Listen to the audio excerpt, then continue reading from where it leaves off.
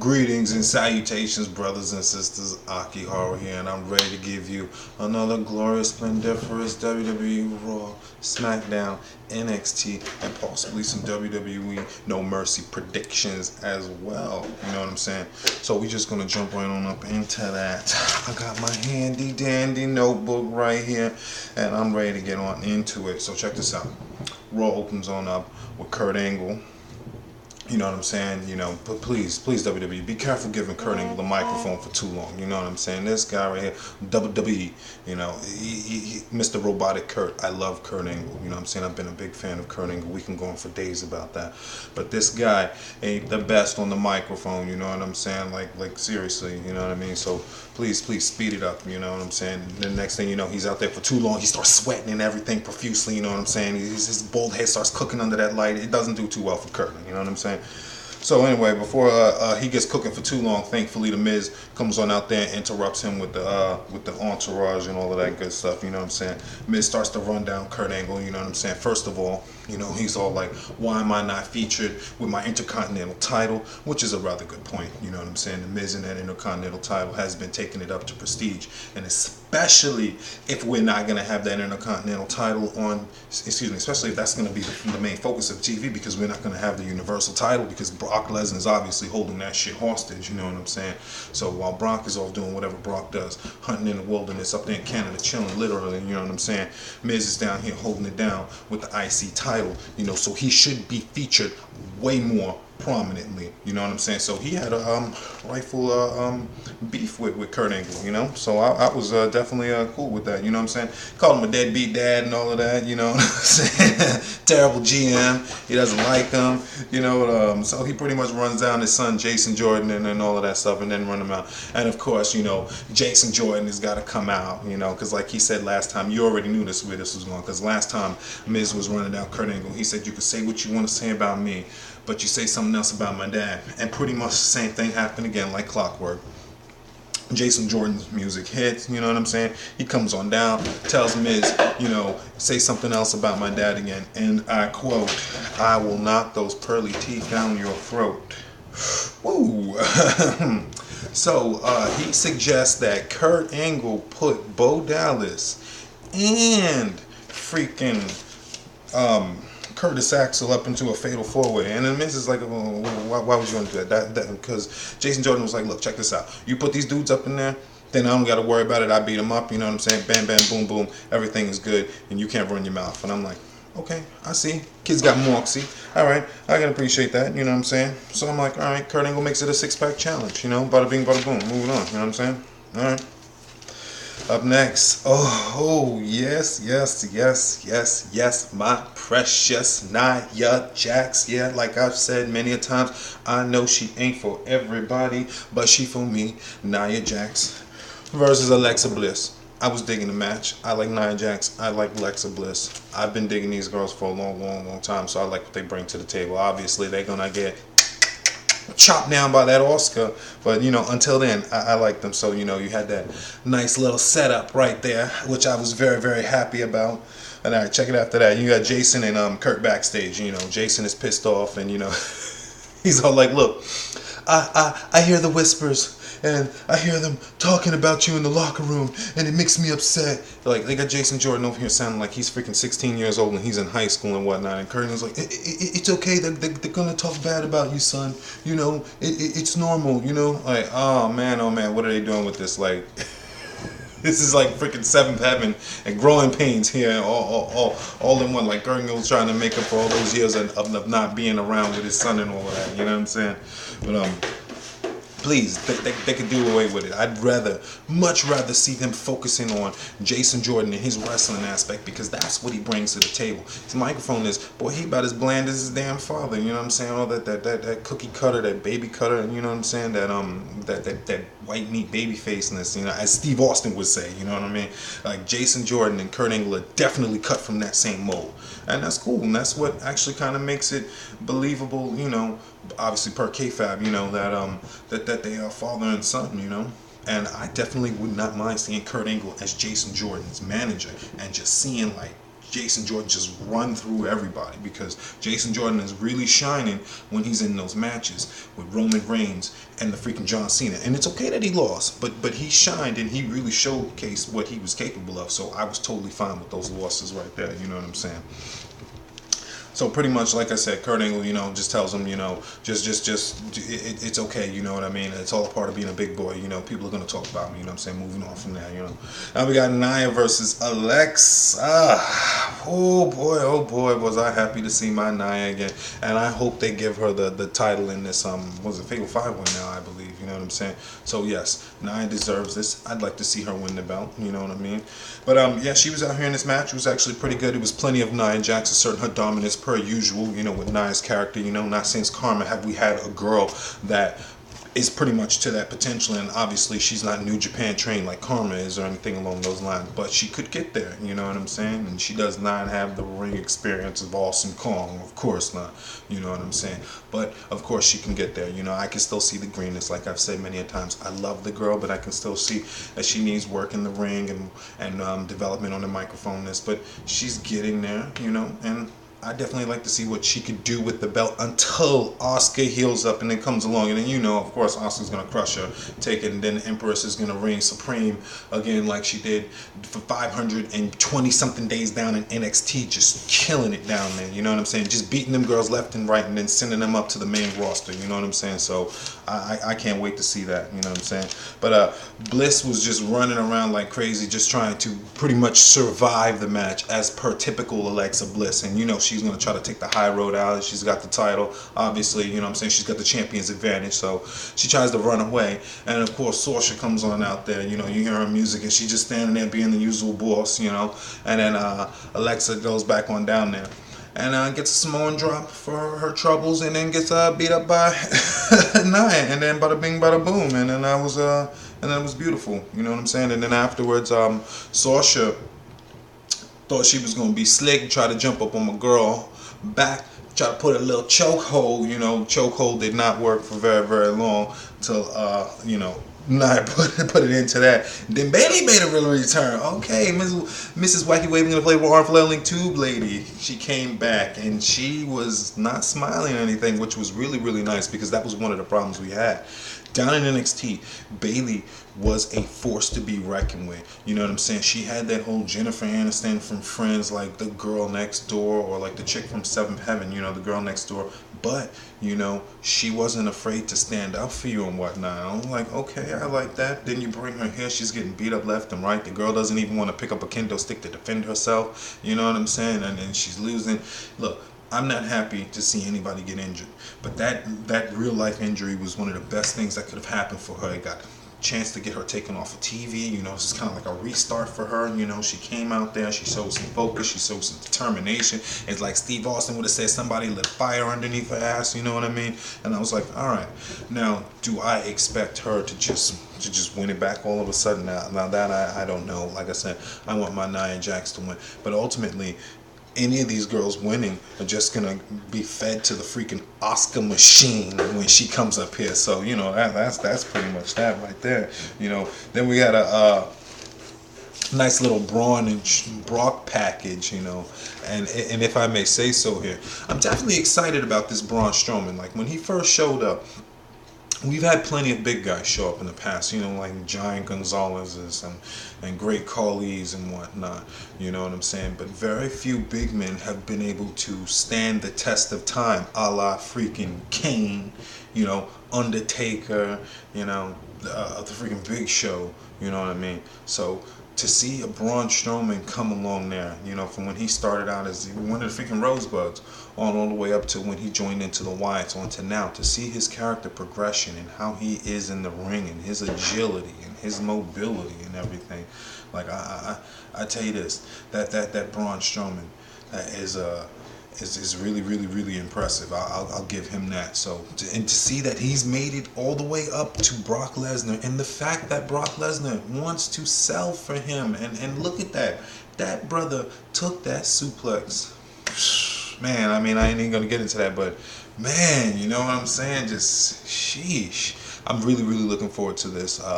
as they keep saying, you know, WrestleMania type worthy main event for No Mercy. And I'm like, why don't we just put these kind of matches for that? I can understand that, like, you know, we want to try to, you know, increase the buy rate for the lower level pay-per-views. But it becomes a problem when it seems like all the lower level pay-per-views are getting better main events and a better match card than the darn higher tier pay-per-view card. So, you know what I'm saying? Priorities, you know what I mean? But then again, what are their priorities? Who knows, you know? Moving on from there, we got Cesaro and Sheamus versus Anderson and freaking Gallows. I've said, and I'll say it again, I'm a Cesaro and Sheamus fan through and through again. I liked what Mick Foley did with him, how he put them together. I like that they're still freaking together, how their main thing that they're running into with Seth and Dean is that they're really friends and you guys are shiftless, and then at the first sign of turmoil, you're going to crumble apart because you're not really friends, and Seth Rollins is just looking for an opportunity. He's going to stab you in the back again, you know. I really, really like that angle that they're running with, you know what I'm saying? And then that's pretty much what they did. They just ran down Dean and Seth per usual, just, you know, they losers. They're not even real best friends. That they're the what do you call them? That they're the new nostalgia act, you know, and that they're gonna get rid of them just like they got rid of the Hardys in the other previous nostalgia act. You know what I'm saying? So yeah, and they're pretty much selfish. And then you get Dean and Seth come on out there, and then their tiresome rebuttal that wasn't really worth remembering, and then.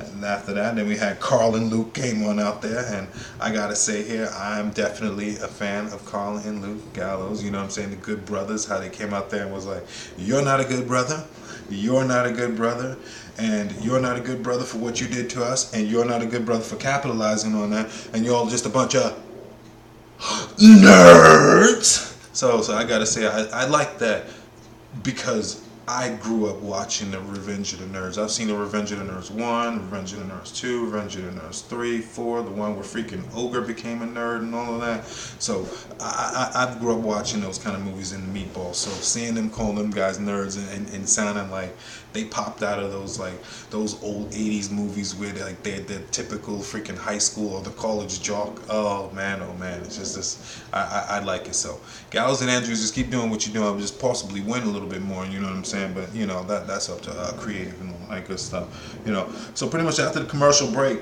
it becomes a three-way match. You know, as what did you think it was going to be? You know, but the good news is it's actually a really good match. I will say this was a solid, at least 20+ minute match. You know what I'm saying? And then this one on here. You know what I'm saying?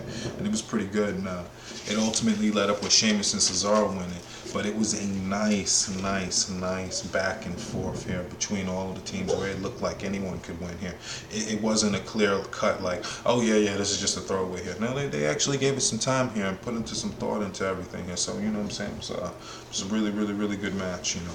But like I said, Sheamus and Cesaro ultimately won, which was really good here because now we get to see how Dean and Seth are going to handle, you know what I'm saying, this loss, right? You know what I'm saying? Because as we know, everybody seems to be in good spirits when things is going good. But a true testament of a man's character is what you do after you fail. How do you pick yourself back up? So it'll be really interesting to see how these guys are gonna recuperate and come back together. But take notice to the celebration of freaking Cesaro and Sheamus after they won the match, where freaking Cesaro just comes running over and just jumps into his arms like, friendship, yes. And then they Dragon Ball Z fusion, like they're gonna turn into Shazaro, like they seriously would turn into something like a Shazaro. They're gonna Dragon Ball Z and then fusion on up into there. So like I said, I really like those guys. Then after that, we had that Roman John Cena video package, because you know they gotta hype up the slaughtering of John Cena week by week for freaking 3 weeks. John Cena has come out there and run the verbal train on this fool. You know what I'm saying? Just making Roman Reigns look bad. And here's the crazy thing. This has been some of the best mic work Roman Reigns has ever done. Okay, but he ain't operating at a Cena level. But then again, WWE and everybody else out there, how many people is operating at a freaking John Cena level? John Cena is damn near out of this freaking stratosphere. He's like ionosphere. He's the exosphere. He's right out there. You know what I'm saying? You got people like Raw, Jericho, you know, CM Punk. You know what I'm saying? But man, there's very few between the people that can go toe to toe with him. And as much as I'd like to, this is the thing. I want to like Roman Reigns. I think a lot of us wanted to like Roman Reigns. Like back when he was in the Shield, you know, we liked him when he wasn't saying much, when he was like the big dog just smashing you up and all that. A lot of us wanted to like him, but then after he came out of the Shield, when he kept the same music, the same attitude, and he got shoved down our throat, you know what I mean? He just didn't offer us much, you know? He didn't change up, didn't change the music. I think Roman Reigns is the only guy in the roster to have appeared that's not like a Roman, that's not, even Brock Lesnar's music has changed and all that. But seriously, I think Roman Reigns is the only original dude on the roster to have appeared, right? But have kept the same music since he's appeared. So throughout his tenure on the roster, his music and his attire has not changed. Now, I don't know of anybody else who has kept the exact same music and attire the same since their initial call-up from the NXT. You know what I'm saying? So, and look, so there's no change in him, you know. He's still the same dude, same attitude, same this, same that. He claims he's great character, you know. He gets a reaction, you know what I'm saying? That's all we can say about him. But check this out. But seeing him go up against that John Cena, you know what I mean? Like, look, either you sink or you fail, like Cena said, you know what I mean? He's coming swinging for the fences against you, you know what I mean? So either you're going to, you know, strike him out or he's going to knock it out of the freaking park, you know? And that's all that was right there, you know. But all right, we come back from the break, and Kurt Angle is on the, you know, from the pack, you know, Kurt Angle is on the phone. And if I may say so, Kurt Angle does the worst job on the phone. Like it don't even be doing anything. And look, check it out. So Kurt will be like this on the phone. He'll be like, yeah, okay, bye. He don't be like normal people when they go to hang up. Oh, wait, let me cut it on. Oh, now let me hang up. No, I mean, like, good golly, gee, I understand that they're acting. I get that. But can we have it just a little bit more realistic, you know, so when they have these cell phones, because we obviously use cell phones every day, so we kind of know how they work and all of that. You know what I'm saying? So, just, please. This Kurt Angle, I love the guy, but... We can sit and pick up Kurt Angle all day long, but we ain't even gonna do that. You know what I'm saying? We're just gonna move on. But you know, so he's backstage and whatnot. And then the camera pans off, and then we see Goldust there. I'm like, all right, you know, it's Goldust. But then he turns around, and we see, we got a little bit of Dustin Rhodes here. Okay, I see what's going on from one Rhodes to another. Okay, I see what he's doing here. You know, he done slipped out of the paint. You don't get a little bit of a serious, and you know, he's talking about how he wants a match against Bray Wyatt. You know what I'm saying? He's trying to get a little bit of revenge for what Bray did to him last week. After Bray, you know, mopped the floor with him pretty much, then took the paint and wiped it off of his face. You know, pretty much humiliating him. You know. So yeah, and then he was like, all right, you know, he was like, man to man, I need this match. And then Kurt was a little bit reluctant at first. He was like, look what Bray Wyatt did, man. You know, I mean, this fool's pretty much gonna kick your ass again, you know. And he was like, I need to do this, son. You've known me for 20 years. Give this to me, Kurt. I need this, baby. So Goldie was pretty much begging for it, you know what I'm saying? And then Kurt was like, all right, bro, I'll give it to you. You want it? You got it, all right? So he gave it to him. Boom. All right.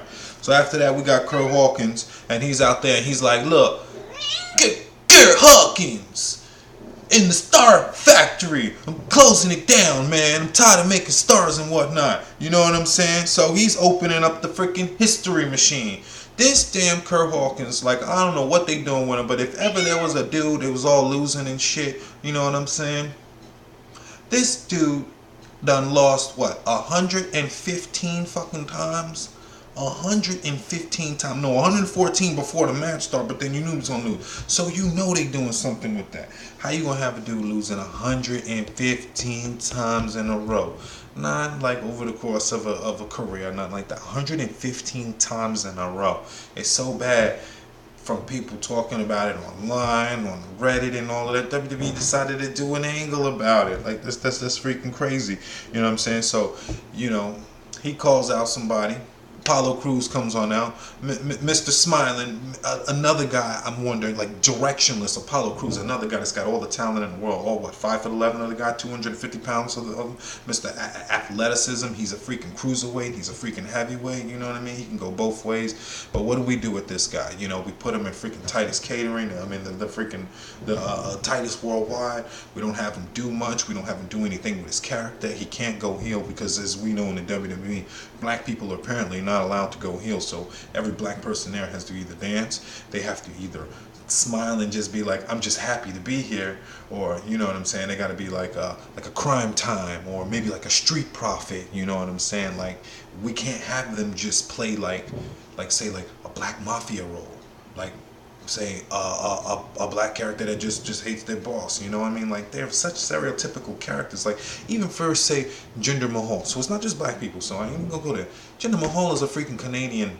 He's from Toronto, you know, and they got him out there talking about how people, Americans are this and Americans are that. Americans ain't got no problem with Canadians. You talking about, oh, they don't like you because of your skin. Gender, you don't even really look like a typical Indian dude. You're all 6'5" of you, 250 pounds of you. Come on, bro, look at you.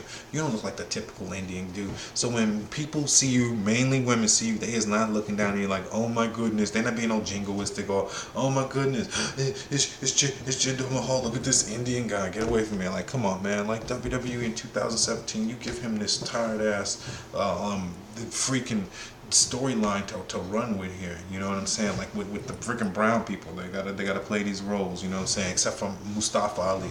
But seriously, on the real, I'm not even gonna go down that road. That's for another video for another day. But on the real, Apollo Crews could stand to actually benefit from being a bad guy. What's the problem with that, WWE? Seriously, remember when Xavier Woods, Big E, and Kofi were gonna go heel? I remember that time where they were gonna maybe, I'm not gonna say directly start like a Nation of Domination faction or anything like that, but they were definitely going heel when they were talking about it's our time to start doing the taking and whatnot. And then after that, they started coming out as happy singing, jolly, all like gay innuendos worth of our New Day and whatnot. And honestly, WWE, seriously, and I'm challenging people out there, look through the roster of all the black people that you have on there, right? And I'm pretty sure there's at least maybe 20 plus. Find me a heel. There isn't a single heel. This is crazy. They all have to smile, sing, and dance. This is crazy. You know what I'm saying? This is 2017. Come on, man. We way past that all smiling and singing and dancing. It makes me want to be a wrestler just to get in there and prove like you can have, you know, different levels of character other than the shucking and diving, singing and dancing. It's like that fucking, excuse my language because I know you get all demonetized like this, but seriously, it's that Popeyes woman that comes on, that New Orleans Popeyes. She's like, ooh, y'all's gonna love my chicken, and ooh, the chicken is so good. Ooh, I can't stand her. I cannot stand that woman. It's like, come on, man, it's 2017. Why are you talking like that?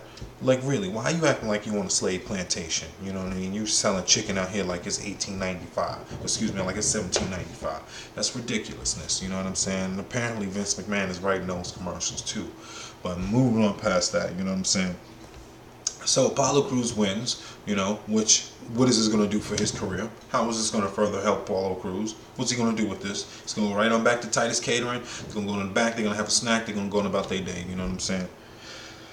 Ah, sad. You know what I mean? Then they put up a banner to let you know how bad Kurt Hawkins is doing at the 115. Bottom of the screen, it's like loser 115 in a row.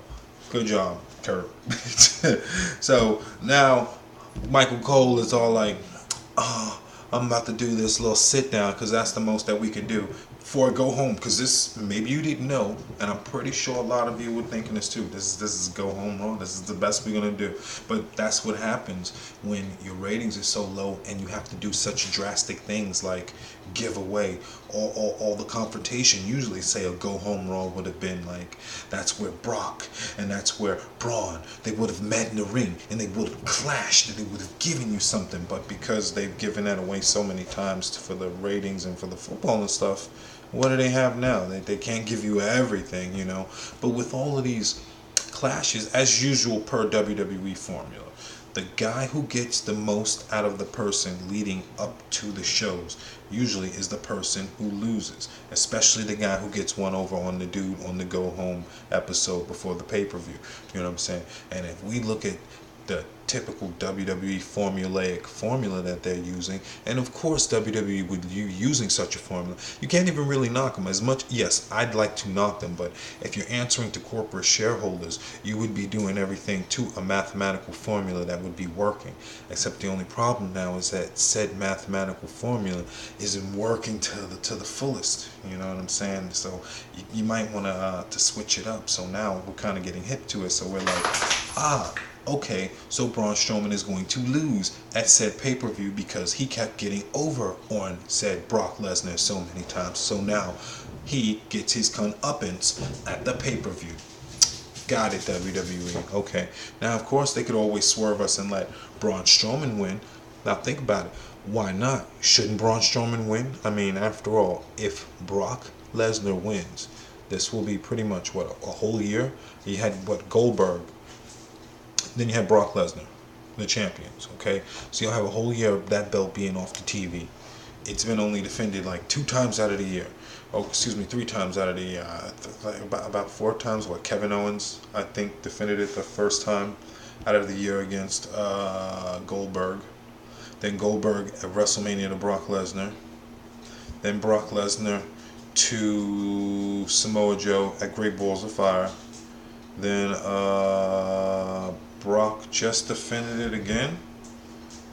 So I think 4 times. So maybe 4 to 5 times this year will this belt have been defended. So if Brock defends this, it'll either be the 4th or the 5th time. If he wins this, then he's going to take that belt off of TV, and obviously he's going to go away because Brock, and that's not knocking him, obviously per his contract, this is Brock Lesnar, so we know he's not TV prone, he ain't going to be there all the time. So with that being said, it's kind of logical that the ratings might dip down if we don't have the champion on TV. It's like with UFC, you tune in to see these guys pursue to go after the UFC title, you know, or use wrestling, you know what I'm saying? Or you tune in to see them fight their way up the ladder towards the title, you know what I'm saying? But with this, you know what I mean? Like, these guys don't really fight towards Brock Lesnar because he's never really around, you know what I mean? Because think about it, for 4 months from WrestleMania until Great Balls of Fire, he wasn't around to do anything, you know what I'm saying? So how often is Brock around? And you got to remember, this is the kind of character that we're putting on TV. Brock is awesome, but if he's not around all the time, what are these guys really doing? What are they fighting for? If Brock's contract says, okay, Brock, you can defend the title 4 times out of the year. And you're like, okay, so 4 quarters, so spring, you know, fall, summer, and winter, Brock is going to defend the title. So per the other 3 months, 4 months, you know what I'm saying? What's going on? What are these guys doing? You know what I mean? They're just building up for the title, so they gotta build up for 3 months to defend the title. That seems ridiculous. I don't know if that's gonna help the ratings there, you know what I'm saying? So as much as I like Brock, I would much rather see the belt on Strowman because Strowman is around, and I'm okay with that. Strowman is going to be there. I'm not saying Strowman is a better this or better that, but if Strowman is the everyday guy, he's going to be there busting his ass, you know what I'm saying, so we can see him on TV and possibly bringing the ratings up because people want to tune in to see who's going to stop him. If somebody is going to stop him, then that benefits all of us, you know what I'm saying? But anyway, after that long ass diatribe, you know what I'm saying? So Michael Cole, you know, they do the little sit down with Brock Lesnar, you know what I'm saying? They got him in the other room, and then you got Braun Strowman over there. They keep asking Braun, you know, how you feel this, how you feel that. And Braun is pretty much like, look, yo, I'm very, very confident. As you've seen for the last couple of weeks, I've pretty much laid waste to Brock Lesnar in a way nobody pretty much has ever done. You know what I'm saying? And that's true. You know, short of like old school Undertaker from back in the day, you know, Goldberg from back in the day, nobody's pretty much put hands to Brock like that before. You know, so he's feeling confident. And Brock, Paul Heyman was like, yeah, no, you know what I'm saying? You know, wait until you see. And then Brock pretty much was like, look, man, I'm glad you did this to me because you've awoken the beast inside of me, and I'm gonna crush you, and I'm gonna fucking kill you at No Mercy, the pay-per-view. You know what I'm saying? Because you know how they like to put emphasis on it, like, oh my goodness, Brock is speaking. You know what I mean? So Brock chose to speak for himself to let you know how serious he was. And that's totally fine. I got no problem with Brock Lesnar. Like I was saying, I don't got an issue with him not wrestling around. That's his contract. That's his contract. The only issue I have a problem with is I believe that the lack of the champion not being there is actually affecting the ratings. I know, dare we don't want to say that, like, oh my goodness, but isn't it logical? If Brock equals ratings, wouldn't lack of Brock not equal ratings? I mean, you know what I'm saying? If the champion equals the ratings, and this is why we give the champion, we give the most popular person the belt. The popular. This isn't like the president, some electoral shit. This is the popular vote. You know what I'm saying? We give that most popular dude. Brock is the guy. So we give him that. So if Brock is the guy, because we give him that and because of ratings and whatnot, wouldn't it stand to reason that if we put Brock on the TV more, you know what I'm saying? The television ratings or it would be more successful, more beneficial in favor. Because think about it, putting Brock on the TV is not going to cause people to tune out. So it would only be logical. Now, granted, you can say, "Hey, man, we can't afford him and all of that." That's understandable, but you can't refute that statement. Putting him on TV more, and I'm not saying to the point where he's every week. You could at least do once a month, once every other month, title defense with Brock Lesnar. That ain't asking for much. You know what I'm saying? Once a month, they build towards it. Brock don't even got to be on there. You know, the whole thing could be, all right, who's the worthy opponent? Brock Lesnar sits at home until we find out who a worthy opponent is. Then they make Brock like, all right, Brock, you want to do this? That's understandable. You're the tough guy. You can do that. But you got to show up once a month to defend that belt. And he'd be like, all right, I'll show up. And then the whole thing would be Brock, like, you know, he's like, who's there? And then we seeing it, you know, for the 3 weeks or the 3.5 weeks, it's the build up between all the guys normally, you know, to see who's gonna to step up to fight the Brock. Now, if they did that and they wanted to keep the belt on him, be totally fine with that. You know what I'm saying? Brock shows up once a month. That's all we need. We don't ruin it. You know, that's not too much. Brock, he shows up, he cleans house, he's wham bam, thank you, officer. But none of this, he goes away for 4 months at a time. You know what I'm saying? Like, that's definitely not good for, that's not what's best for business, if I may use that phrase. You know what I'm saying? Oh yeah. So now we got the fatal 5-way for the freaking the women's title. You know, they threw Bayley up in there. You know, after we come back. You know, and like I said, I don't mind that. I like Bayley. You know, I imagine that she was going to be thrust back into that position because after all, she was headed for the title, you know what I'm saying, before she got the shoulder injury. So I could see her coming back and then just like, well, you know what, you know, it's only been about 2 months or so, you know, we're just going to put you back up there. What else are we going to do with you? They already got all the other girls in there. So if you had Bayley, the only girl, well, other than Dana Brooke and Summer Rae, you know, which we don't count. But if you had Dana Brooke, goodness gracious, if you had her not be in that match, Bayley not be in the match, we'd be thinking to ourselves like, well, why is she not in it? So they almost kind of had to put her into the match, you know what I'm saying? So it's a freaking fatal 5-way for the title, you know what I'm saying? And then we got Roman Reigns out to the ring. He's out here to remind us all at home why we don't like him and why only people in India like him. And I can see why WWE placates to the Indian crowd here, which I will go on about. And I will tell you this as a person who likes India, who likes Indian culture, who has studied Indian culture very, very much, who understands a portion of that language, that Punjab and that Urdu. You know what I'm saying? So I go on a lot of the forums and I'm on there, you know, scoping through there and seeing them. And I'll tell you this, and I'll leave it at this, and we'll talk about that on the Smackdown later on portion of it. You know what I'm saying? Pretty much India lives in a permanent kayfabe. So what that means, people, if you don't understand that insider term, that means that pretty much the Indian population that watches, or predominantly most of the people that watch it, don't believe that wrestling is fake. You know how you'll get people, and I've had this all the time, even growing up, and I would have to let them know. They'll go, hey, you know wrestling is fake. And I'll be like, hey, and then I'll name one of the shows they watch. You know that's fake, yet you watch it, and nobody ever comes up to you and goes, hey, you know MacGyver's fake, or, you know what I'm saying? Or, hey, you know The Young and the Restless is fake. You know, nobody has to mention that. You know those are. You know what I'm saying? But somebody always feels the need to mention to you that it's fake, and you have to tell them, it's not fake, it's scripted.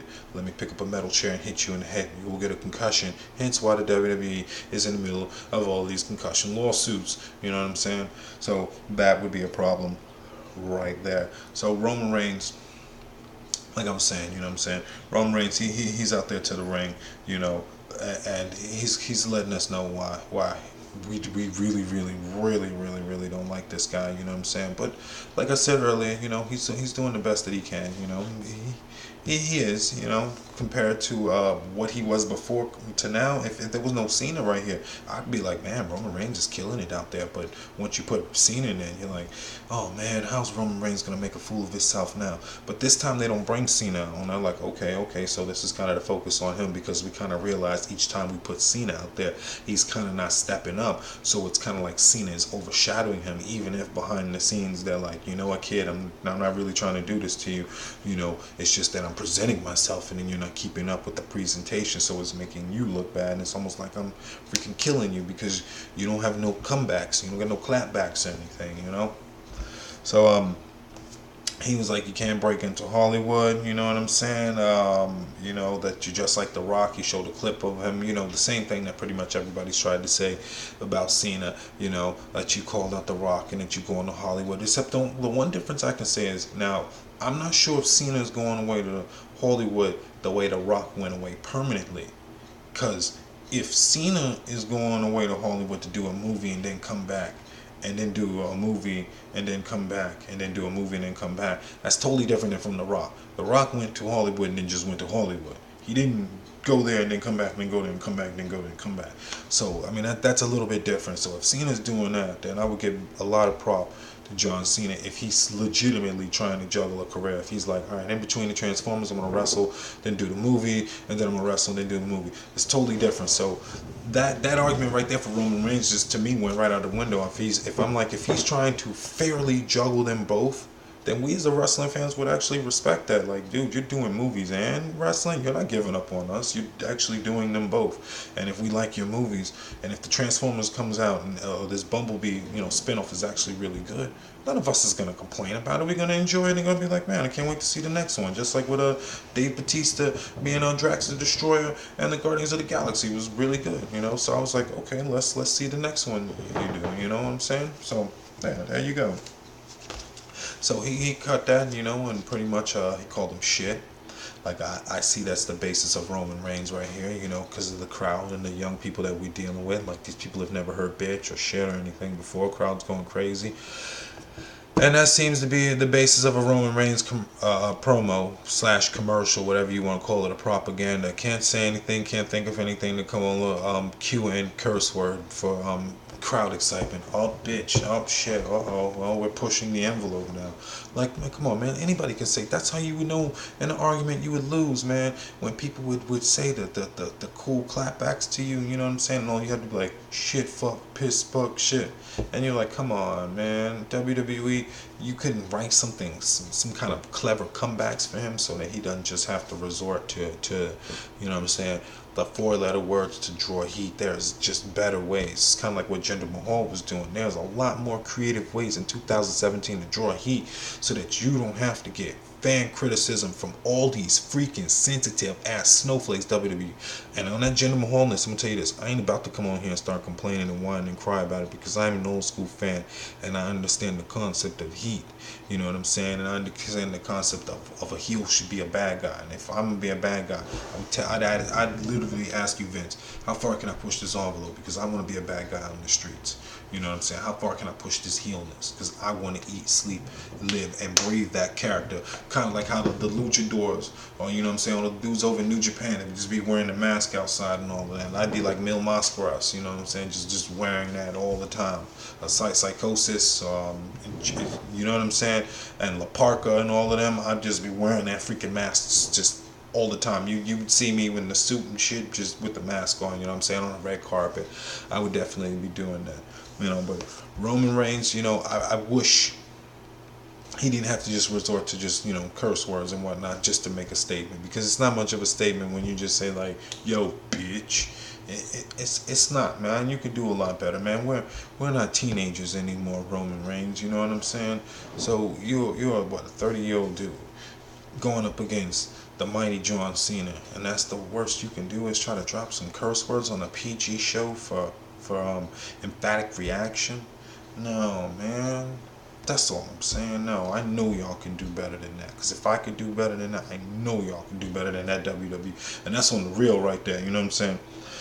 So now we got Bray Wyatt versus Dustin Rhodes, and that's right, I said Dustin Rhodes. He came on out there, and that's how he was introduced and everything. You know what I'm saying? Like he said, he wanted to fight him without the masses, no gimmicks. This is none of that. This is just man to man. You know what I'm saying?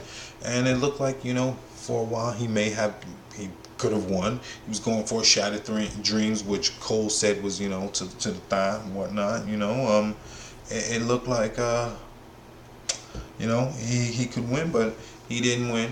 And yeah, Bray Wyatt picked up the win, as you obviously would have thought. You know what I'm saying? I wonder what they're doing with this Goldust. Who knows what they're doing with Bray Wyatt? Bray Wyatt is one of the most confuddled, convoluted characters that they have out there, that has no direction. This guy enters feuds with people on a whim just because, and never has an explanation for it. Like, I don't like the way the people like you. I don't like your ego, the way you draw the people away from me. I don't like you. Who are you? Follow the buzzards. That's pretty much Bray all the time. And I'm like, what are you talking about? Now I understand that he can get it out. He's eloquent. He's got the words. You know what I'm saying? But most of the time, Bray ain't really talking about much. That's pretty much how it is. You know what I'm saying? Then we got a Bobby the Brain package. You know what I'm saying? And rest in peace, Bobby the Brain Heenan. I will say this as a person who wanted to be a commentator.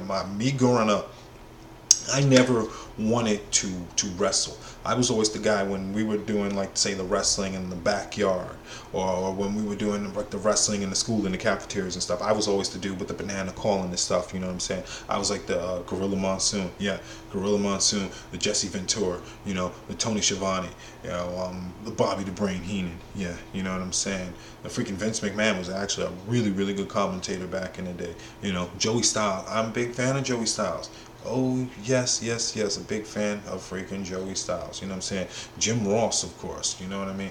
Mauro Ranallo, freaking fantastic. You know what I'm saying? Like, I'm a really, really big commentator fan. And seeing Bobby back when he was in WCW, because that's about the time when I started to see Bobby the Brain. I did not see him back in, like, 92, 93 and all of that.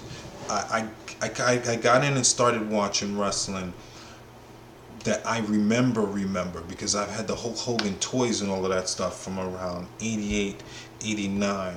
I remember my first live wrestling event in 87, I believe 87, 88.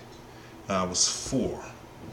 And I had the Hulk Hogan toys with the plushies. Like, there was like this like not sock and boxers. They were just like dolls, like Cabbage Patch dolls, but there was the Ultimate Warrior, and it was a Hulk Hogan, and the Macho Man, and then I had the stretchy ones, and then you can just like stretch the arms and whatnot. I remember I had the Harlem Heat WCW figurines and whatnot. I had a nice collection. Like, my mother would buy me a lot of the toys. My dad would go with me to a lot of them. Madison Square Garden. Let's see here, Nassau Coliseum. That was that was freaking awesome. Even when they came to the Elks Lodge, that I think it was One Night to Remember, ECW, when they came to the Elks Lodge.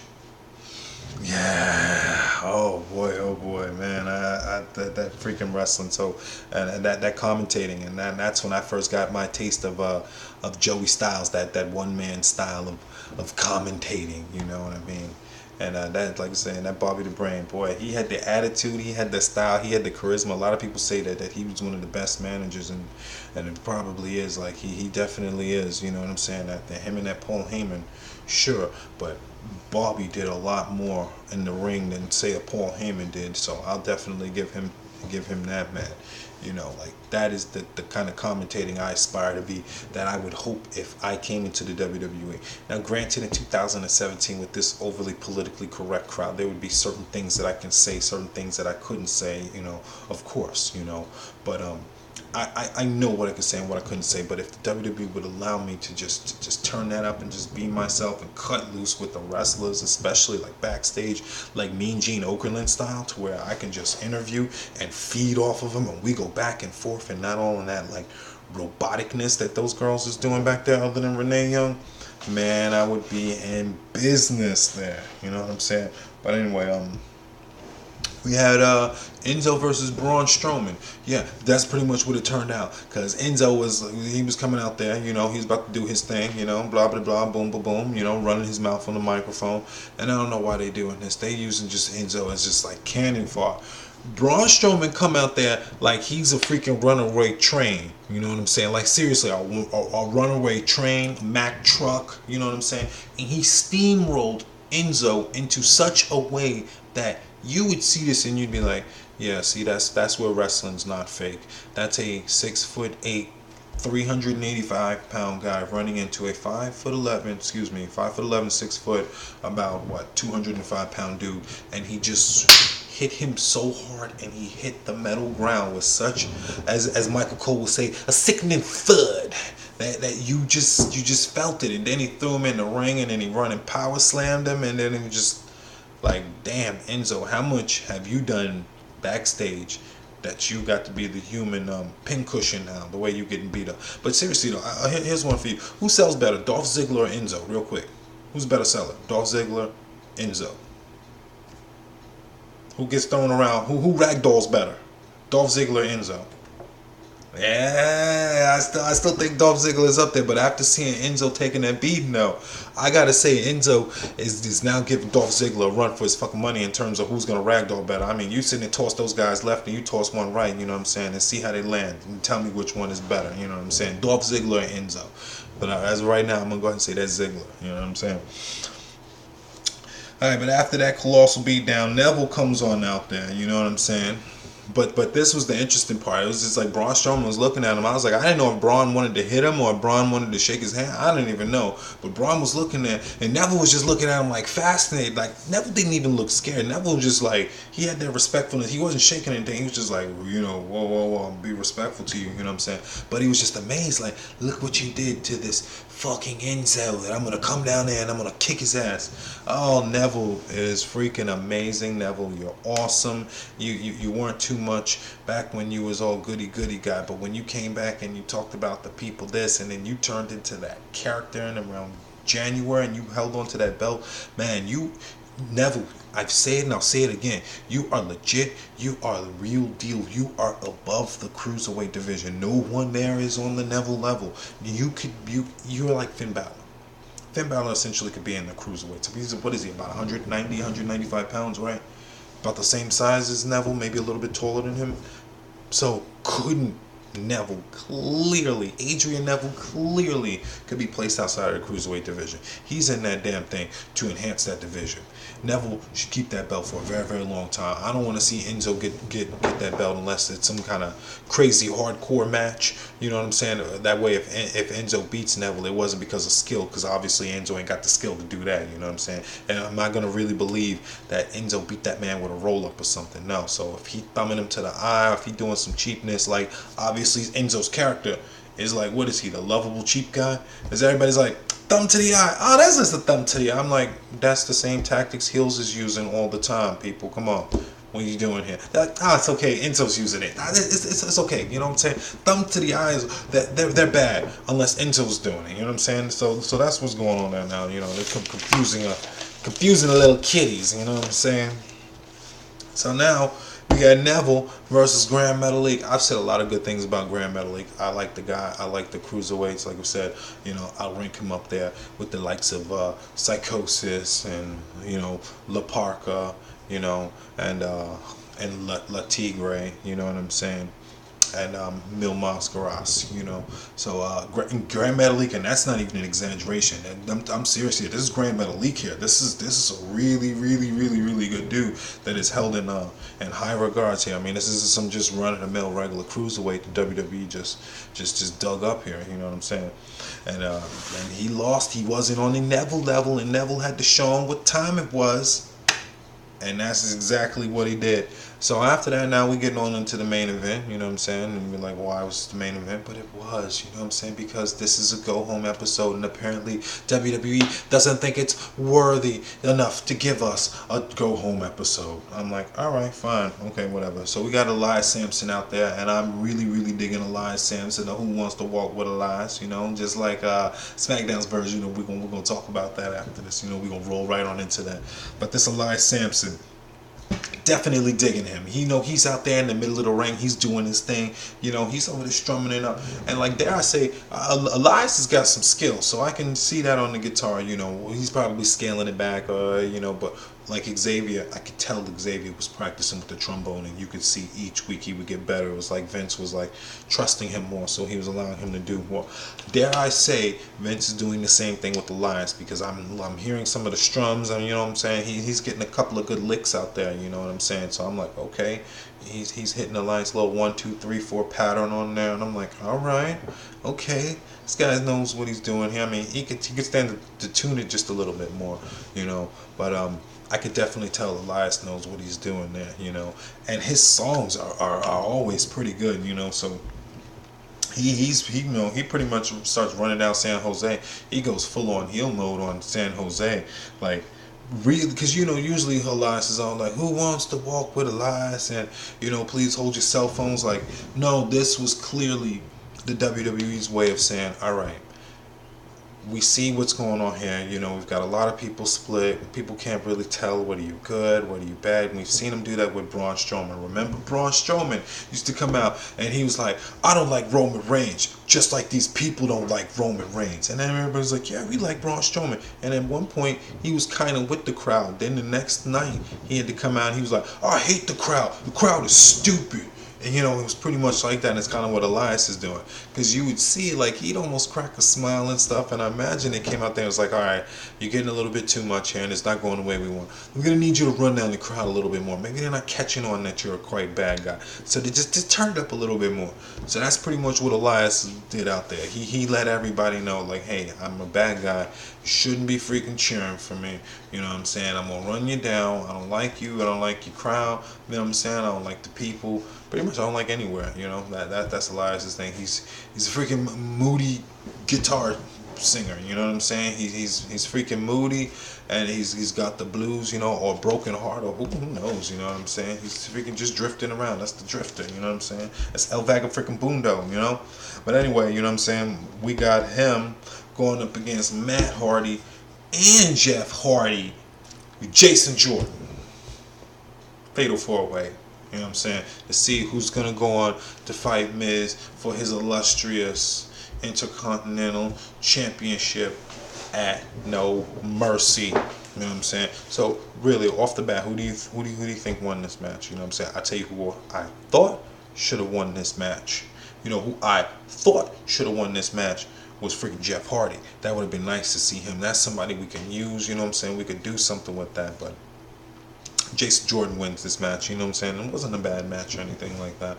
There was a couple of moments, a couple of times in there where Matt was trying to get rid of Jeff, and Jeff was trying to get rid of Matt, you know what I'm saying? But for the most part, it was a throwaway match. I would say it was anything worthy of a main event, and not because those guys in there are main eventness. No, it's just because there was no build-up for it or anything like typicalness. We don't get pretty much of any build-up, or usual WWE Raw manner. Only a couple of stories get forefront. It's like you've got a whole fleet of writers, and their only focus is like, well, we can only focus on the, say, Roman Reigns story and this Braun Strowman this at a time. Everything else is going to have to take a backseat. How can you tell? Oh, we've got 2 main events. My goodness gracious, these are 2 main event worthy, 2 main event worthy, 2 main event worthy, 2 main event worthy. Roman Reigns, John Cena, Roman Reigns, John Cena, Roman Reigns, John Cena, Brock Lesnar, you know what I'm saying? Braun Strowman, Brock Lesnar, Braun Strowman, Brock Lesnar. So they constantly drilling those 2 in there. What about any of the other matches? Nope. They're not drilling it in your head so much. The Miz has to come out there and go, hey man, do I even get a match? And they gotta be like, oh yeah, so this is gonna be for that. You know what I'm saying? So the Miz is letting you know here, like, look, I ain't even getting my title brought to the forefront. You know what I'm saying? And look at that. So unusual.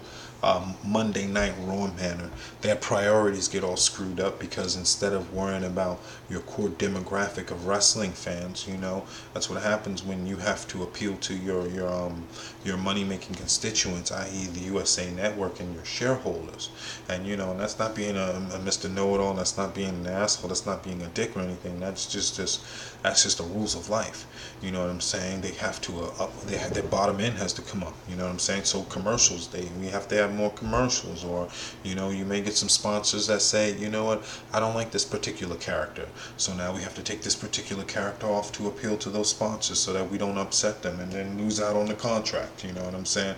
So it's like I see WWE trying. You know what I'm saying? But at the same time, it's like they've got one hand here trying, but then their other hand is tied behind their back. You know what I mean? They're a company, and you've got shareholders, and you've got all kinds of other people to answer to. So it's not just like, yeah, let's just write this and going out there. And you know what I mean? It's just like so many other things to take into consideration. But that's not what you're thinking of, right? You, as the wrestling fan that is at home watching the show, we're not thinking of any of that corporate jargon or that corporate nonsense. We're just trying to see the show for what it is. We're just trying to see excitement. Not have the show go to so many commercials so often. We're just trying to enjoy a show that's not convoluted and tripping over itself because it had to rewrite itself so many times, or a show that's convoluted or tripping over itself because you can see there's so many different ideas coming in from so many different people. So there's like this idea and this idea, but this idea didn't flow with this idea, which didn't flow with that idea, didn't flow with that idea. You know what I'm saying? There's no storyline cohesion, no storyline continuity. You know what I'm saying? But at least I can tell this compared to the Smackdown. You know what I'm saying? It is getting a lot better compared to what it was 3 months ago. But the only thing is, it's just when you have a show, as I've said on my other videos, when you book your show around what football is doing and what average fans, you want them to do, you miss out on the core of the show.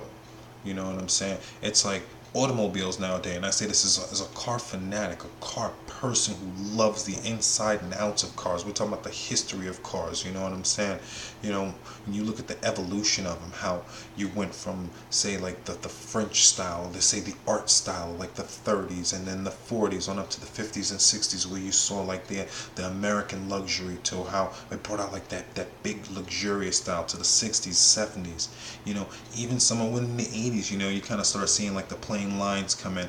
Then you started getting into that economy bubble, like just blah, with the 80s and the K cars in the 90s, and then on up to now when you get like the Prius, and you look at the Toyota Camry, and you look at how every car is a copy, and you see why Mercedes has to constantly update their cars all the time. Somebody once said, why does Mercedes have to keep coming out with a different design all the time? I don't understand it here.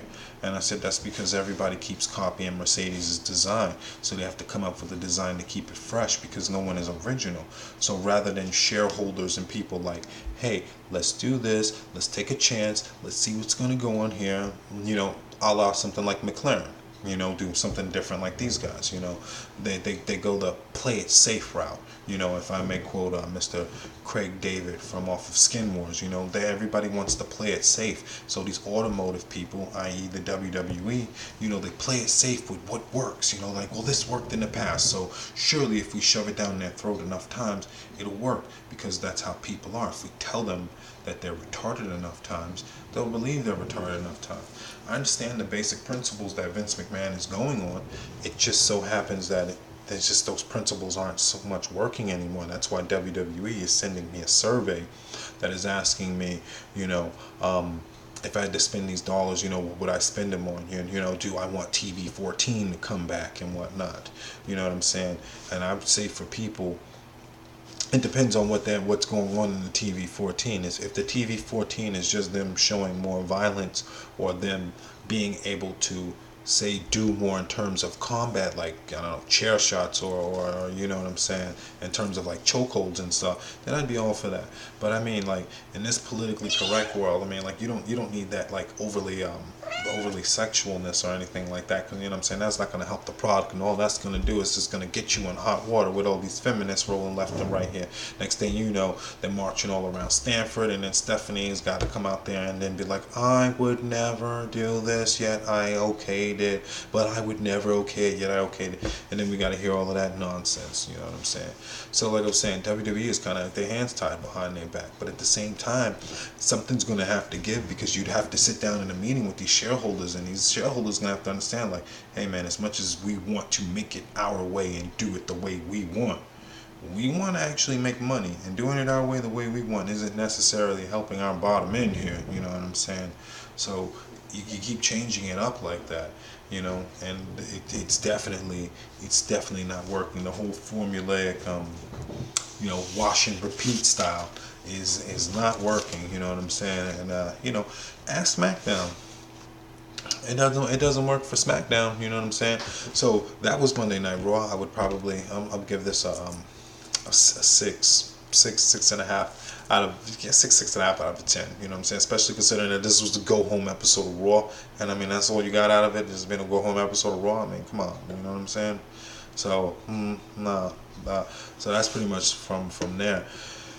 And yeah, I'm gonna roll on into that SmackDown. I got the notes here, and I flipped that on over here. Now we got a lot of the WWE SmackDown chatter talk and all of that good stuff more.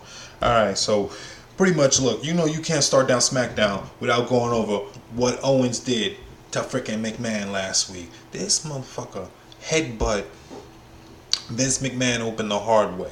And there was a lot of people talking about he bladed or this or that. And I'm like, you can see the hand was down, and that's probably why they went for a headbutt. There was no hand up there for no protection. Nobody put a thumb up or any of the other worked protected wrestling ways that they would use when they try to do a typical headbutt here. You know what I'm saying? Like that was a straight headbutt. What was that, Hiroki Ono style, or the dude that got the aneurysm over in New Japan that got his head busted up, you know what I'm saying? Yeah, they played it like that. So of course, you know, you can't start SmackDown off without a recap of the freaking headbutt heard round the world. Yeah, definitely, you know what I'm saying? So then we got Shane O'Mac, coming on out here, you know what I'm saying? He ain't doing his little Shane O'Mac skipping and dipping and all of that, you know what I'm saying? So he comes on out and asks Kevin if he knows what it's like, you know, to have your dad beat up while your kids is out there, and you know what it was like, you know, your kids was at home, they was watching, and then they saw their grandfather get beat up, and then he was the patriarch of the family, and now he's not going to tolerate this, and he's going to go to that place like he's Randy Orton, you know, he's going to crush him, he's going to hurt him, he's going to pretty much do everything, and forget who the hell Kevin Steen is at the same time. Granted, I understand, Shane McMahon, that you are Shane and you are the boss. This is not Attitude Era anymore, and this is Kevin Steen, aka Kevin Owens, we're dealing with here. And short of Mr. Dean Ambrose, Carl Moxley, Mr. CZW, Combat Zone Wrestling here, that Kevin Steen is one crazy freaking dude. And if he goes to that damn place, which I know he is on that freaking Hell in a Cell, he can do some serious damage. And I'm definitely looking forward to that. And that's not to say that Shane McMahon ain't gonna do some damage, because this is freaking Shane McMahon we're talking about here, you know. But the thing with Shane McMahon is he's gonna only go but so far, especially if his kids is watching. Shane McMahon is gonna do some craziness, but he's not gonna get psychotic and crazy. Kevin Owens is going to push the limits and then go, oh my goodness, what did I do later? When he has that blank look on his face and he's just like, what did I do? What did I just do here? I like that, Kevin Owens. Yeah, and that's what's gonna happen right there when Kevin Owens just starts to just take it out on Shane McMahon. And that's what I think is gonna happen. You know, so I ain't too worried about Shane and Kevin Owens up in here, because I already know Kevin's gonna do what he gotta do, and this match is gonna actually be really, really good. So, you know, so kudos to that right there. At least it won't disappoint. You know Shane McMahon puts on a good match, and we know Kevin Owens is capable of putting on a good match. So at least it's going to give us some quality. Nobody's going to be at home going, oh man, I can't believe this shitty ass Kevin Owens and freaking Shane O'Mac and fucking Hell in a Cell. No, at least nobody's that. We all know that shit's going to deliver. They're going to the top of the cage. That's all it is. Somebody going off that cage. You know some craziness is going on, man. You know it. It's just sheesh. We already know. You know what I'm saying? So pretty much after that, Randy Orton is seen backstage before the freaking first break. You know what I'm saying? The Randy Orton looking rather blandy as ever. You know what I'm saying? Just rather expressionless. Like, I'm paid to do this. I'll do this. I'll get on now. Go smoke me a blunt. Perhaps maybe I'll shit in somebody's bag. And if you don't know, go look it up. Randy Orton likes to take shits in people's bags. You know what I'm saying? Hey, that's his thing.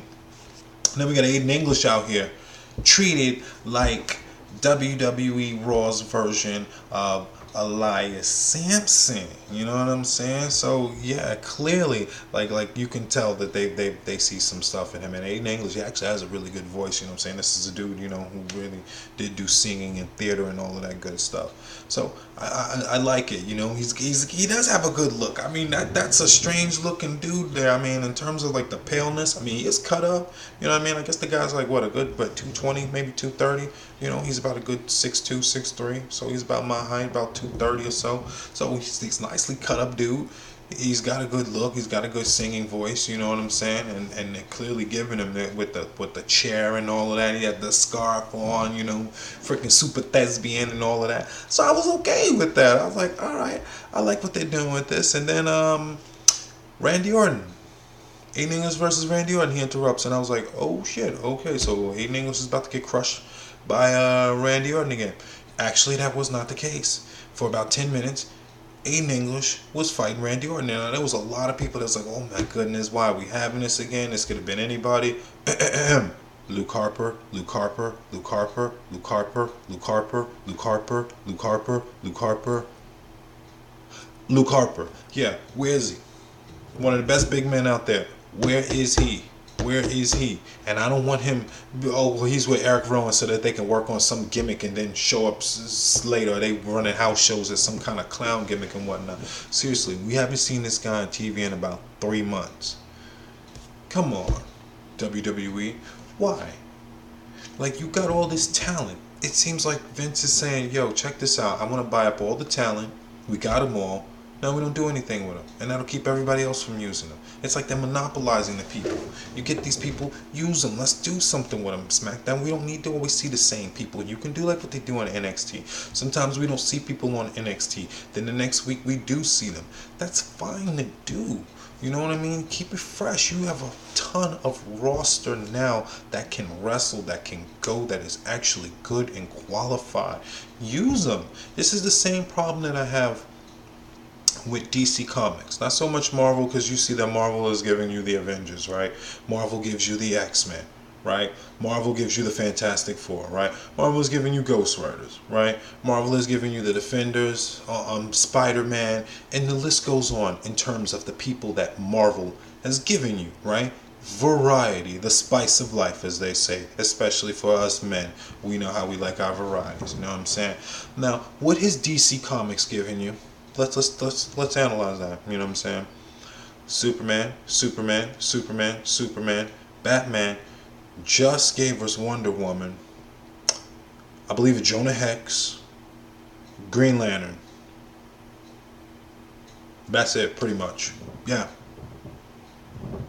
Okay. And then you've got your Arrow, and then of course you got your Flash TV show and all that, and of course then you have the original Flash, and then you get your Gotham.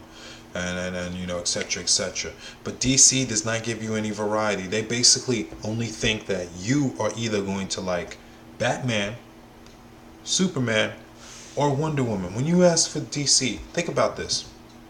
Who in the DC runs things? And you'd be like, oh yes, it's Batman, Superman, and Wonder Woman. Ask people in Marvel this. It's a toss-up. Well, they'd be like, well, it could be Captain America, or maybe Iron Man, maybe Hulk.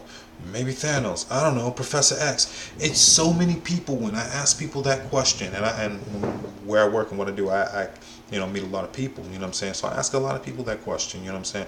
So many people have a ton of different Marvel people in their head. You know what I'm saying? DC, same 3 people. You know what I'm saying?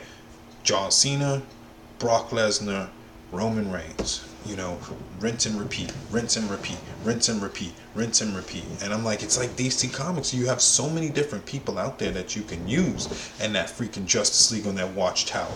You know, and that Watchtower is the WWE roster. You've got a ton of people that you can use, you know, but instead we choose to focus on the same ones over and over. And I'm like, look at the ratings. Is it showing that these people are working? Maybe it's time we try something else. How's it gonna hurt? Look at how your ratings are. How is it going to hurt to try something new? Because what we're doing, what did they say? The definition of insanity is doing the same thing over and over and expecting different results. So if you're doing the same thing over and over and expecting the ratings to go up, and it's not going up, but yet you're doing the same thing and yet the ratings aren't going up, you're insane, WWE. By definition, you're insane. You're doing the same thing over and over, the same formulaicness, and it's not getting a reaction other than a negative reaction. So you should kind of change it and do the opposite of it, man. Go look at that Jerry Seinfeld episode where they did everything the opposite. George Costanza does everything the opposite. There you go, WWE. You're welcome, baby. You know what I'm saying? So Orton beats him on up, you know what I'm saying? He wins with a RKO after he jumped from off the top, you know what I'm saying, onto Aiden English, which was a nice showcase. All of that was basically to say it was a nice showpiece for Aiden English, you know, that he didn't get squashed or anything, to showcase what he could do against Randy Orton, which ultimately led to a second rope RKO, you know what I'm saying? So Rusev comes on now, challenges Randy Orton, and then the referee just happens to go on with it. And I just wish that they would just do a little bit better of not making it so obvious as to, oh yeah, it's written, so the ref goes along. Like the ref could actually like, should I do this? I mean, why am I just listening to Rusev tell me to just ring the bell, okay? You know?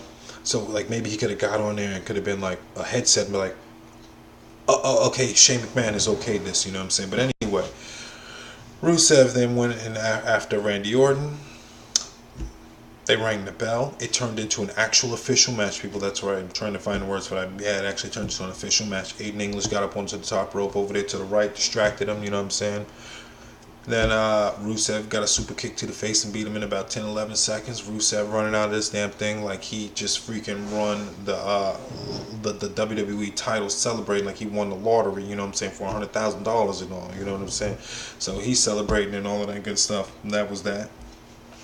They go to the to the backstage and whatnot with freaking Renee Young, you know what I'm saying? And he's still celebrating, just all happy with bright-faced Renee Young, who, might I say, is such a breath of fresh air from your JoJo's and your Dasha Fuentes and your Charlies. It's so nice to see Renee with her lovely smile and her radiance, which she actually glows. Like when you see Renee talk and smile and interact with everyone, you can tell she's not there just to try to look sexy and to look pretty or fierce, you know. She's actually there engaging with everybody one-on-one.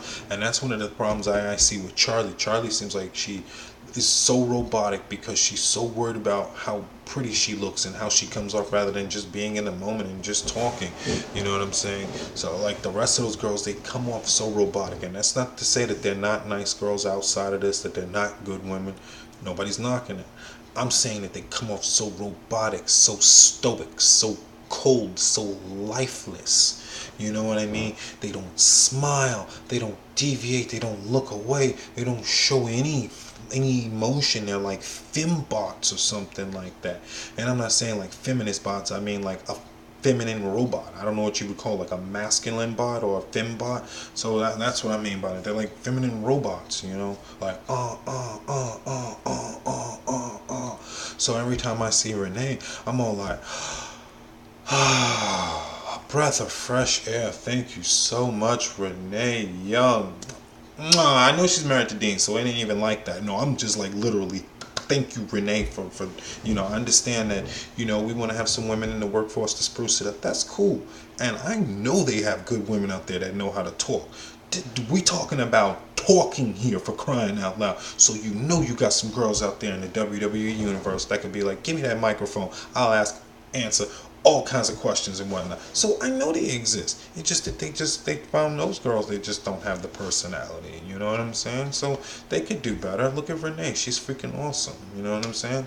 I'm sure they have other girls that may obviously Renee's a one of a kind, but that are similar, that know how to talk, that know how to engage, that have a warm and inviting personality that makes you want to smile, that you want to answer. You know what I'm saying? So yeah, you know, he's celebrating, feeling good, and then after that we cut to the Singh brothers with Jinder Mahal. Oh boy, oh boy. Let me tell you this: Singh brothers have grown on me. I'll say it before. They have Sunil and Sanji have grown on me.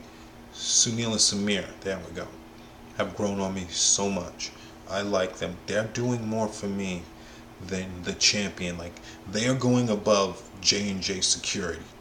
They're going above Pat Patterson and Gerald Briscoe, the Stooges. Like, these guys, I mean, like, when you see the clapping and how they look, or like the time they're like, we will kiss your feet, or just the obnoxiousness that they bring to it, like being Jinder's personal, like, hype crew, you know what I'm saying? Like, they really help to make Jinder what he is, you know what I'm saying?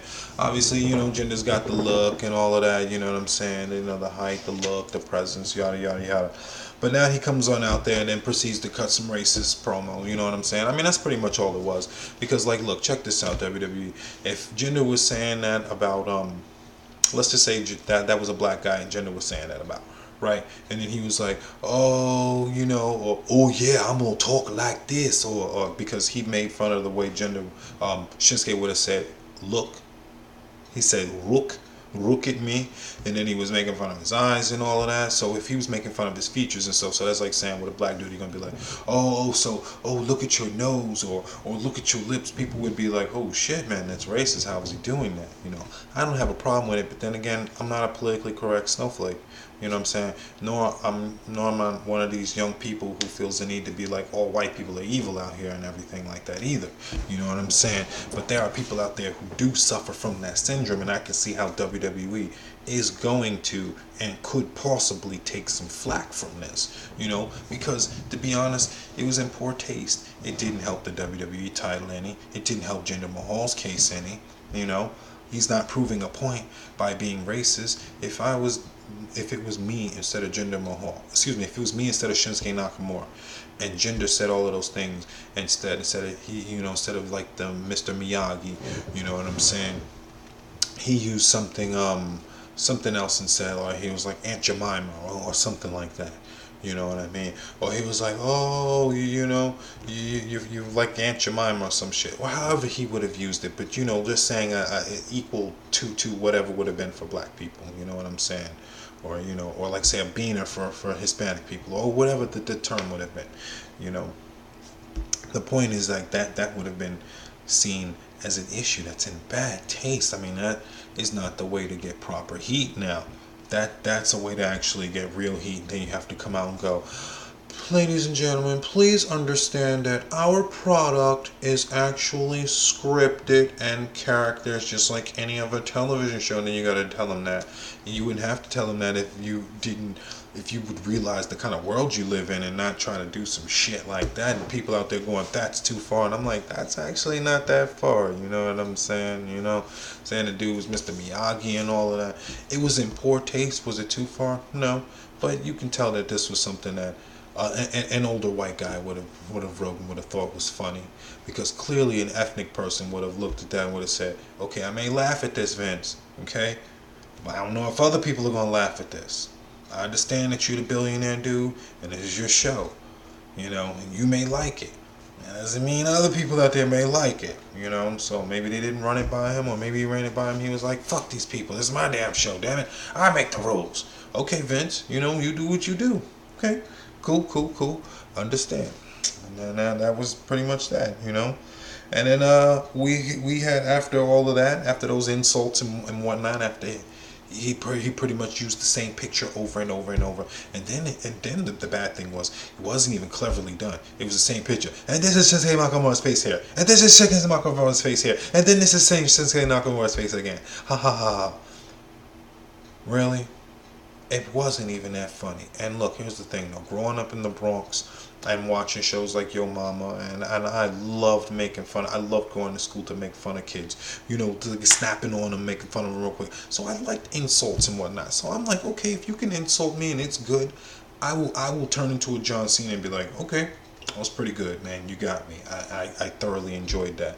But this was actually horrible. Not only was it racist and insensitive, it wasn't even funny. It could have been funny, racist, and sensitive humor. And I could have been like, man, that shit was racist.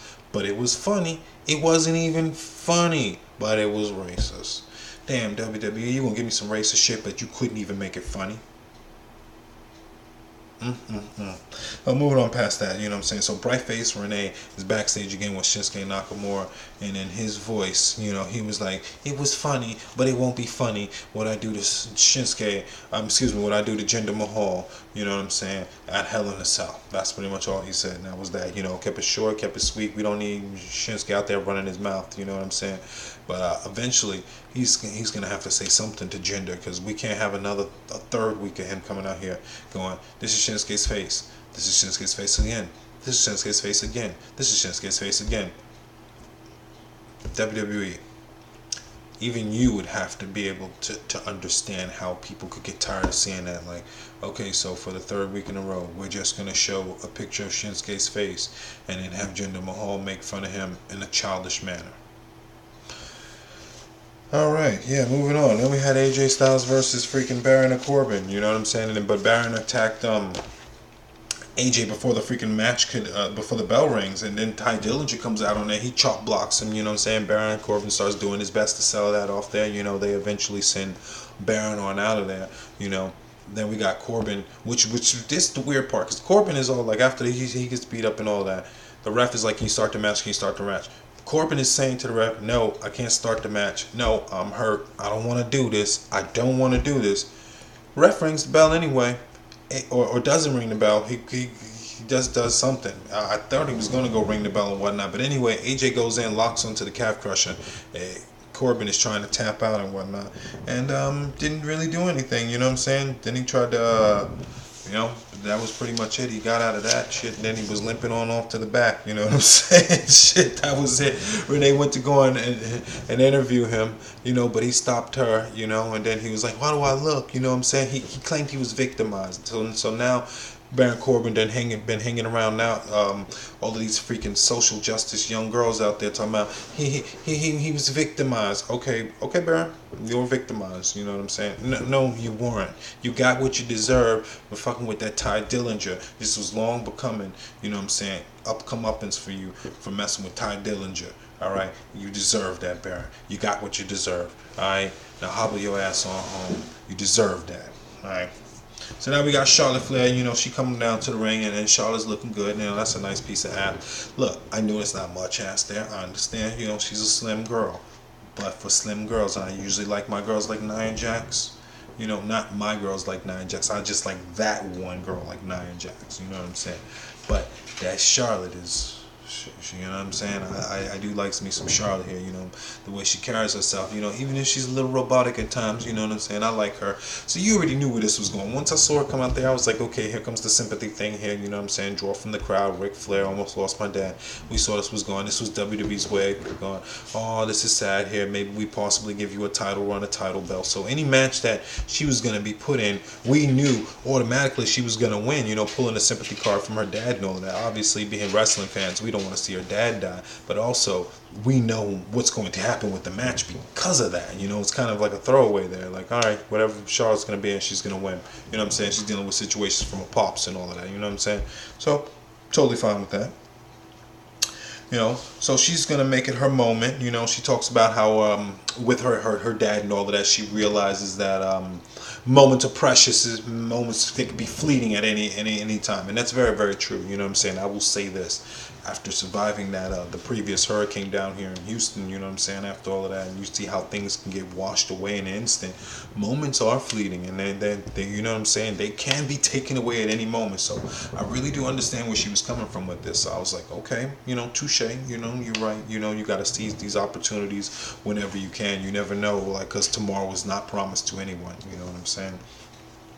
So Natalia interrupts her and she talks about how she wants to celebrate womanhood and all of this, and then she unveils a picture of herself just like, yay. And I gotta say, this new and improved Natalia I really like. This was a girl who used to suck back in the day. I like how she's just all focused on herself. She's focused on her cats, you know, she's in her own world, you know what I'm saying? Especially when she does this like, yeah. I really like that. I really like that. So Natalia has grown on me, and her love for cats and all of that, like that. That is grown on me. So I will say this, you know. So then after that, you know, we got Becky Lynch. She came on out there, my little ass kicker. You know what I'm saying? She came out there doing her thing, talking about how she should be the SmackDown's title because it's rightfully hers. You know, after all, she was the inaugural SmackDown Women's Champion. You know, and we ain't seen her on TV doing anything for a couple of weeks. So it was kind of nice to see them again. You know what I'm saying? So she came out there and they did that, and I was definitely. So it's always good to see them, you know what I'm saying? And then after that, Naomi comes on out here, you know, with her glowiness and whatnot, and looking really good, if I may say so, you know what I'm saying? That Naomi, you know, it's like she is I didn't realize how cut up Naomi is, you know what I'm saying? Like, she's in some freaking phenomenal shape, you know what I'm saying? That's all super athletic and all of that good stuff. She calls her, you know, Natalia a freaking crazy cat lady, which, yeah, you know, everybody knows that, you know what I'm saying? She get the freaking 2 paws and the gizmo and about 1,000 other cats and whatnot on her Instagram, and then she's a crazy cat lady, shoe lady and all of that, you know what I'm saying? And it's just the way TJ likes her, you know? So he's cool with it, I'm cool with it, you know what I'm saying? And now we got Lorna and Tamina come out. Now Lorna comes out there looking as freaking tight as ever with legs that just goes on for days. That just makes me and ZZ Top very, very freaking happy. The girl got legs, you know what I'm saying? With the nice new and improved suit, just looking scrumdiddlyumptious, you know what I'm saying? Definitely. She got Tamina out there, and what can we say about Tamina? Tamina, I mean, she's got a jacket, you know.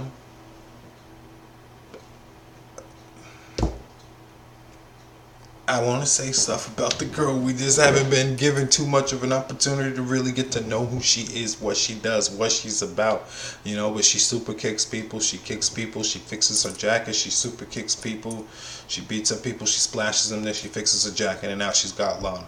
And that's pretty much the extent of Tamina, you know what I'm saying? And actually it looked like couple of points in time during some of the matches that she's had that like they want to use her, and then they get the start stop pull,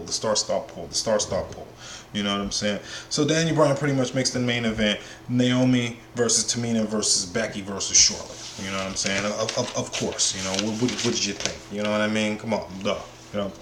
So now we got New Day versus Zack and Mojo, you know what I'm saying? As I've said earlier with the New Day, I feel like they could change a little bit, you know what I'm saying? But that's just me. I kind of get tired of like the in-your-face gay innuendos and all of that stuff. Like, you know, it's a little bit shoved down my throat and all of that. I'm not a fan of that, you know. So that's just me personally. I like Zack Ryder and I like Mojo Rawley. As a dude from Long Island, you know what I'm saying? I'm a big fan of Long Island IC. I've definitely been supportive of his from the first time I found out about him back in about 2006, 2007 when I first started watching when I came down here from Long Island to down here, when I was up there and I watched the true stories of the Long Island IZ, and I was watching all of that. So yeah, I'm definitely a big fan of him. And so they lose the match. Of course, you didn't think New Day was gonna lose to freaking Zack and Mojo, did you? You know what I'm saying? So we got Kevin Owens via satellite, and you know he's doing his apology thing, you know, and that monotonic Kevin voice, you know, and he's all like, "I'm sorry, McMahon's, for what I did, you know, but I'm not sorry to you, Shane, for what I did." So yeah, he's pretty much like at the Hell in a Cell. He's gonna destroy Shane, and he's not sorry for what he did to him, but he apologized to everybody else. You know, take it for what you want to take it for. This is the Kevin Owens that I've wanted to see right here. The cruel, calculating, methodical Kevin Owens that's up there with the freaking Samoa Joe. That they would make a great team. But after all, I mean, in theory, those two both work for the Authority, Stephanie McMahon and Triple H, unlike with Seth Rollins and all the other people who've had a falling out with the Authority, right? Samoa Joe and Kevin Owens never had a falling out with the Authority. You know what I'm saying? He just got separated to the show, and then Samoa Joe just kind of, I guess they never really mentioned it anymore, but you know what I'm saying? Especially when Stephanie McMahon, after the WrestleMania, went through that table and all that, they kind of never really mentioned it anymore. But yeah, so it's no reason why Kevin Owens and Samoa Joe couldn't be a force to be reckoned with, so to speak. You know what I'm saying? So backstage after that, you have Mojo and Zach Riley. You know what I'm saying? Mojo is all like, "Yo, bro, I'm tired of losing all the time," and Zach is just like, "Yeah, man, I don't feel you, bro." And it's like something needs to be done. So a lot of people was all like, "Yo, so is Mojo or Zach about to go heel on each other?" Nah, I don't think so, because WWE surely had to have realized that they have broken up way too many tag teams. You know what I'm saying? We can't keep breaking up all the tag teams. You know what I'm saying? Just for this quick quick fix of, you know what I'm saying, one goes heel, one goes good guy. Now we've got a feud dynamic here. No. Let Mojo and Zach both be bad. Just let them both go on the dark side. Let them do what they do. Let them go on the dark side. You know what I'm saying? That is totally fine. I mean, I can definitely work with that. You know what I'm saying? So he suggests, Jack, you know what I'm saying, it's time we do something, you know what I'm saying, a little bit drastic. And I'm totally fine with that. I'm like, let's do something drastic, right? Do something drastic. Let's get this going, Zach. You know what I'm saying? Let's get this going, Mojo. It's about time y'all do something. You know what I'm saying? Please, let's get it popping here. You know what I'm saying? Then we got Dolph Ziggler out doing various entrances. Like at the first couple of weeks, I was like, okay, I like where they're going with this time. This time, I mean, I see where they're going here. How about this? Maybe we can do some better entrances. He did Triple H's entrance. He did Shawn Michaels' entrance. Pretty much selling merchandise. That's all this was. This was like for the DX 20th anniversary. He was shilling this stuff, and that's probably why I didn't like it, because I could see that it was like, okay, so here we're gonna have you go out here and not like the company and do all of this stuff, but at the same time we're gonna have you go out here and talk up these people and sell some stuff at the same time. And I'm like, that's so contradictory to a dude who's trying to break the fourth wall and all of the dynamics that's going on and telling us about people in their entrances and interests. And you're like, here, go secretly sell this crap right here, man. And then he ran down the crowd, you know what I'm saying, and claims that no one likes him, that he's the best wrestler, that you do the same thing that he's done before. He's just got to do better than that. So, like, pretty much how long until Bobby Roode? You notice it's setting up for Bobby Roode. How long till Bobby Roode show up, right? Glorious entrance, and you just know they're setting up for that kind of an entrance. You know what I'm saying? You know they're setting up for that gloriousness. And we ain't seen Bobby Roode outside of the dark matches in 3 weeks. And hopefully they'll use Bobby Roode a lot better than they did Shinsuke Nakamura, oversaturating the WWE universe with Shinsuke Nakamura and kind of taking down the mystique and whatnot. Then they have Shinsuke Nakamura in all these regular matches when this is an MMA certified guy who should be kicking people's heads off. He should be kinshasing people everywhere, you know what I'm saying? But he's in there, getting beat down by Jinder Mahal. And I understand, WWE is suspension of belief in Jinder Mahalness, but in all actuality, what makes Jinder Mahal such a good person that he would be able to beat a Shinsuke Nakamura? Because at least with on Raw, they're going out of their way to explain why Braun Strowman would beat up a Brock Lesnar and all of that. They don't even take the time to explain, yeah, Shinsuke's so tough, but what makes Jinder Mahal that much more tougher that he can survive in this onslaught? The Singh brothers. But like, as I've said before, and I'll say it again, and I hope that this point gets addressed by somebody, particularly Road Dogg. So if you're ever on Twitter and anybody wants to ask this man this question, ask him why the Singh brothers have never been addressed. Now, we've had many a times with J&J Security, as I've said, and with Pat Patterson and Gerald Briscoe, or plenty of other people who had an entourage, right? Where the entourage will get banned, or they'll do some kind of match stipulation where the entourage is not present. Even if they make a match where they go Hell in a Cell. Hell in a Cell does not say the entourage cannot be present. Hell in a Cell is supposed to be some kind of structure that keeps them away, but it doesn't say that it's forbidden for them to be in that match. How come throughout Jinder Mahal's reign, He has not had one successful title reign by himself without the Singh brothers helping. Name us a heel who's only won through nefarious means. Not one match. Only through nefarious means. It's kind of bad. And here's the problem with that. Okay, let's just say hypothetically we go along with that, right? That Jinder Mahal, okay, WWE, I'll buy that. Okay, I'll put it in my head for suspension of belief for the sake of argument. I'll go along with that. Alright, Jinder can only win with the help of the Singh brothers. Fair. But how come no official has said, like Daniel Bryan or Shane McMahon, hey man, I noticed you're only winning with the Singh brothers, so I'm going to do like WWE would normally do from this, and I'm going to ban the Singh brothers from ringside and see if you can win your next title match. How come that hasn't been done? I'll wait.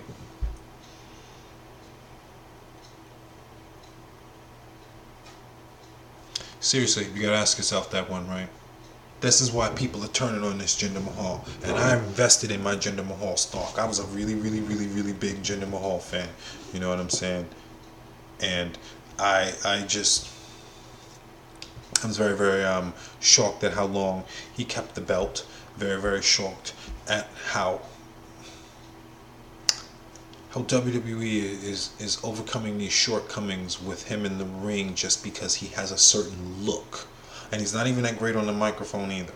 Now, once again, like I said, I was the guy that likes Jinder Mahal. Why didn't they just replace Jinder Mahal with Drew McIntyre? I mean, sheesh. So that's all you got to do, Heath, is just go get swole. Because Drew McIntyre is swole. Jinder Mahal is swole. Heath Slater, small, no champion. You know what I'm saying? Just a tag team title. So pretty much that's just all you gotta do is just go get some muscles, man. You know what I'm saying? I ain't saying Jinder is on anything or nothing like that. I'm not gonna go down that route. But Jinder, yeah, he could be a lot better. You know what I mean? A whole lot freaking better. Oh shit, man. Moving on past that freaking, you know what I'm saying? Alright now, shit. Now after that freaking, I don't know where they're going with that, but now it's time for the freaking Fatal 4-Way match, you know what I'm saying? And I shouldn't say it like that because it actually wasn't that bad of a match. It's just that we knew the outcome of the match from like what I said earlier with that whole Charlotte. You knew Charlotte was going to win because after she came back, you know what I'm saying, from dealing with all of that with her dad and all. So, you know what I'm saying? So Tamina and Becky are already in the ring, so they didn't even get an entrance, you know what I'm saying? Naomi makes her flashy entrance, so you know Naomi's got to get her entrance because of the crowd. Everybody likes it, you know what I'm saying, with the lights. And she comes out there looking extra pimpish, you know what I'm saying, with like the fur coat and all of that stuff. You know, she's got the get up on, so it reacts to the light and all of that.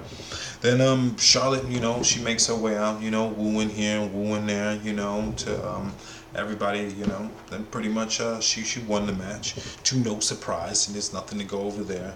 You know, it didn't even last that long. It would have been nice if they would have gave these girls like a super long match or something like that. You know, a couple of times in the match, and actually there was one point in the match I thought damn Tamina was gonna win this match. She super kicked one of the girls and then pushed Becky out of the ring. I thought, oh man, she's gonna go for a win, but nope, to no avail. She didn't go for a win, but Charlotte got the win, of course. You know, one of the highlights, Charlotte went to go and moonsault both Naomi and freaking Tamina at the same time, tried to pin them both, you know what I'm saying? So, you know, there was a couple of highlights throughout the match. You know, there was nothing to really take away from it, you know, nothing that really furthered the storyline other than that Charlotte's going to be the #1 contender for Natalya per a duh. My dad almost died. WWE, thank you for this opportunity again. You know what I'm saying? And that's not saying that Charlotte's not a hard worker backstage or anything like that. That's just saying it's obvious, you know. So that was pretty much SmackDown right there. Oh boy, SmackDown is another show that could use cohesion in forms of the way the show is going. That Kevin Owens-ness is great. I'm definitely excited where that's going. I would love to see SmackDown use a lot more of its you know, its undercard, like it's Sami Zayn's and all of that. I understand why Mike and Maria Kanellis aren't on TV, you know, and kudos to Mike, you know, getting everything taken care of with his health and you know, and all of that stuff, battling addiction and everything, you know. But SmackDown was supposed to be a show to showcase the stars and all of that, and then that's what I definitely want to see more of, you know, your Luke Harpers, you know what I'm saying, your Eric Rowans, you know, your Ty Dillingers and all of that good stuff, you know. So I definitely want to see that.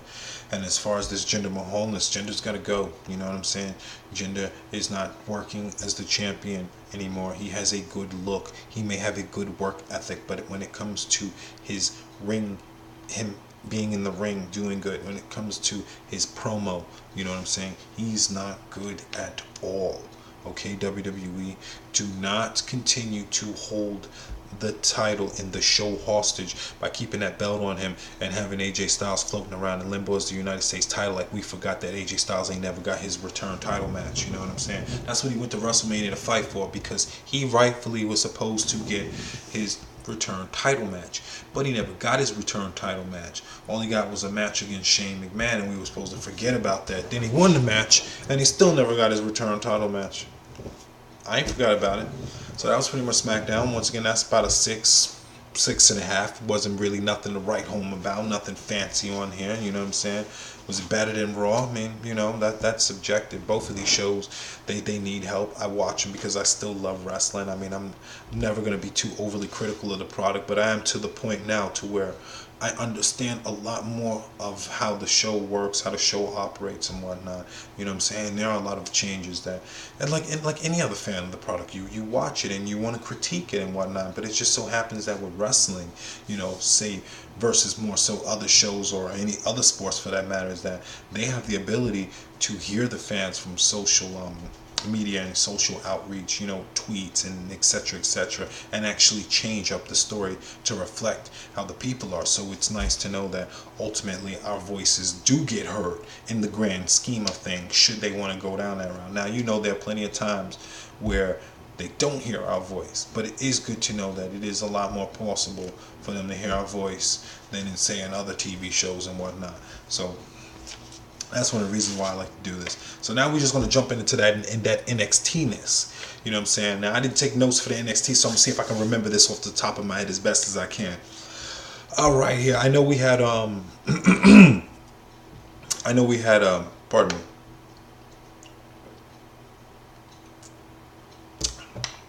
Riddick Strong last week fight Tommaso Ciampa, and this week it was Tino Sabatelli fighting Tommaso Ciampa. And I like these guys. I've watched Tino Sabatelli when he was on Breaking Ground, so understanding his character back when he was a football player and all of that good stuff. Same thing with Riddick Strong. So I like where those characters is going. They're definitely green, but that's okay. This is NXT developmental. This is good. I'm going up against Johnny Wrestling. Big fan of Johnny Wrestling. Looking forward to seeing what happens once Tommaso Ciampa comes back and they go to get into that brawl there. And then from there, I believe there was a Dakota Kai. Oh, that Dakota Kai hits a place in my heart that I didn't even know.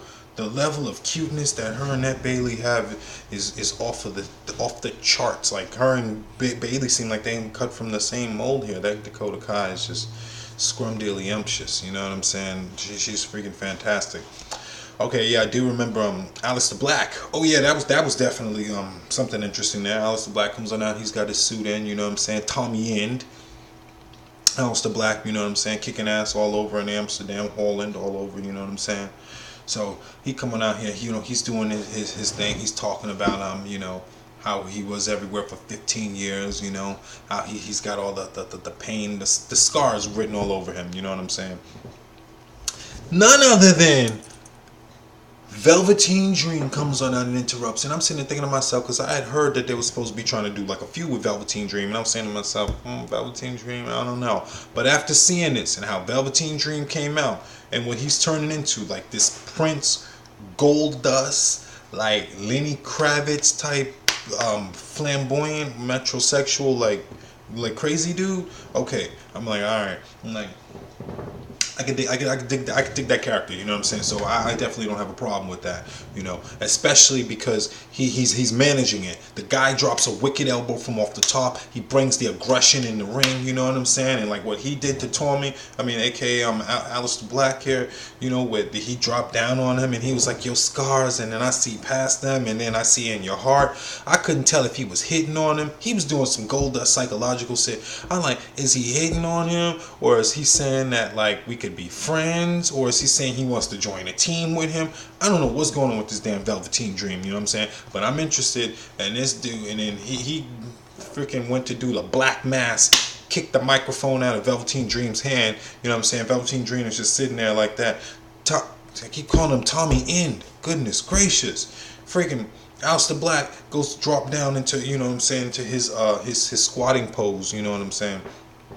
And then Velveteen Dream just drops down into his face like he's about to start kissing him, and then starts slithering away like he freaking Black Randy Orton and shit. Crowd going like, what the heck? I'm at home like, the hell is this shit? This motherfucking Goldust, he got, I'm believer. I'm like, look at this. This is like 1990 freaking 1997 Goldust here.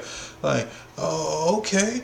Sheesh, man. Like, all right. Okay. I can think where this is going here, you know. So that was that. Oh man, what else did we have here?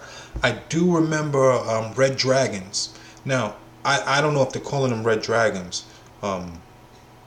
Bobby Fish and Kyle O'Reilly, with of course Adam Cole, baby, and they were going against Tyler Bate and Trent Seven, I believe.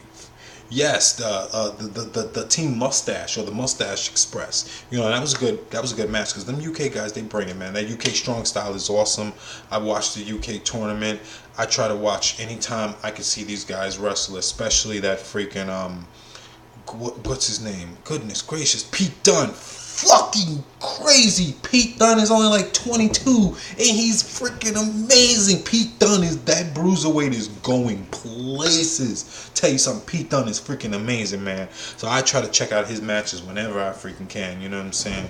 Like this match was really good. It was legit, and you know what I'm saying? And afterwards, you know, they did the beatdown with freaking what's his name, Adam Cole, and they did the little celebration. I don't know what's going on there. And then Drew McIntyre comes on now, you know. So I don't know what's going on there. But oh yeah, Roderick Strong went to William Regal, Mr. Manly Man William Regal, said he did everything he's supposed to do, you know what I'm saying? He beat Bobby Roode, all that good stuff, etc., etc. He wants a match. So Mr. Regal was like, fair point. You're right. You did everything. You know, you won your matches. You've been an exemplary person. You know, yada, yada, yada. In 2 weeks, I'm going to give you a match for the NXT title against Drew McIntyre. You know, so in 2 weeks on NXT, you know what I'm saying, it's going to be Drew versus Roderick Strong. So I'm like, who's going to interrupt that match? You know what I'm saying? We obviously can't let that, because Roderick Strong is way too good.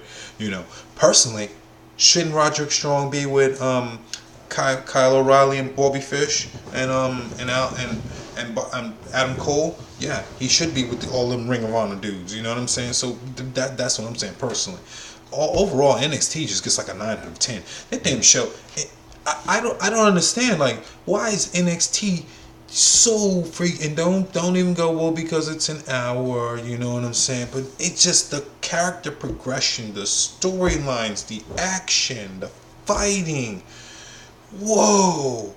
It is just like on a whole nother level, and it's not even like you can say, well, these guys are just better in NXT, or there's just better talent down there. They come up to the main roster and they get a part of this befuddled and convoluted script, and this changing and that changing, you know what I'm saying?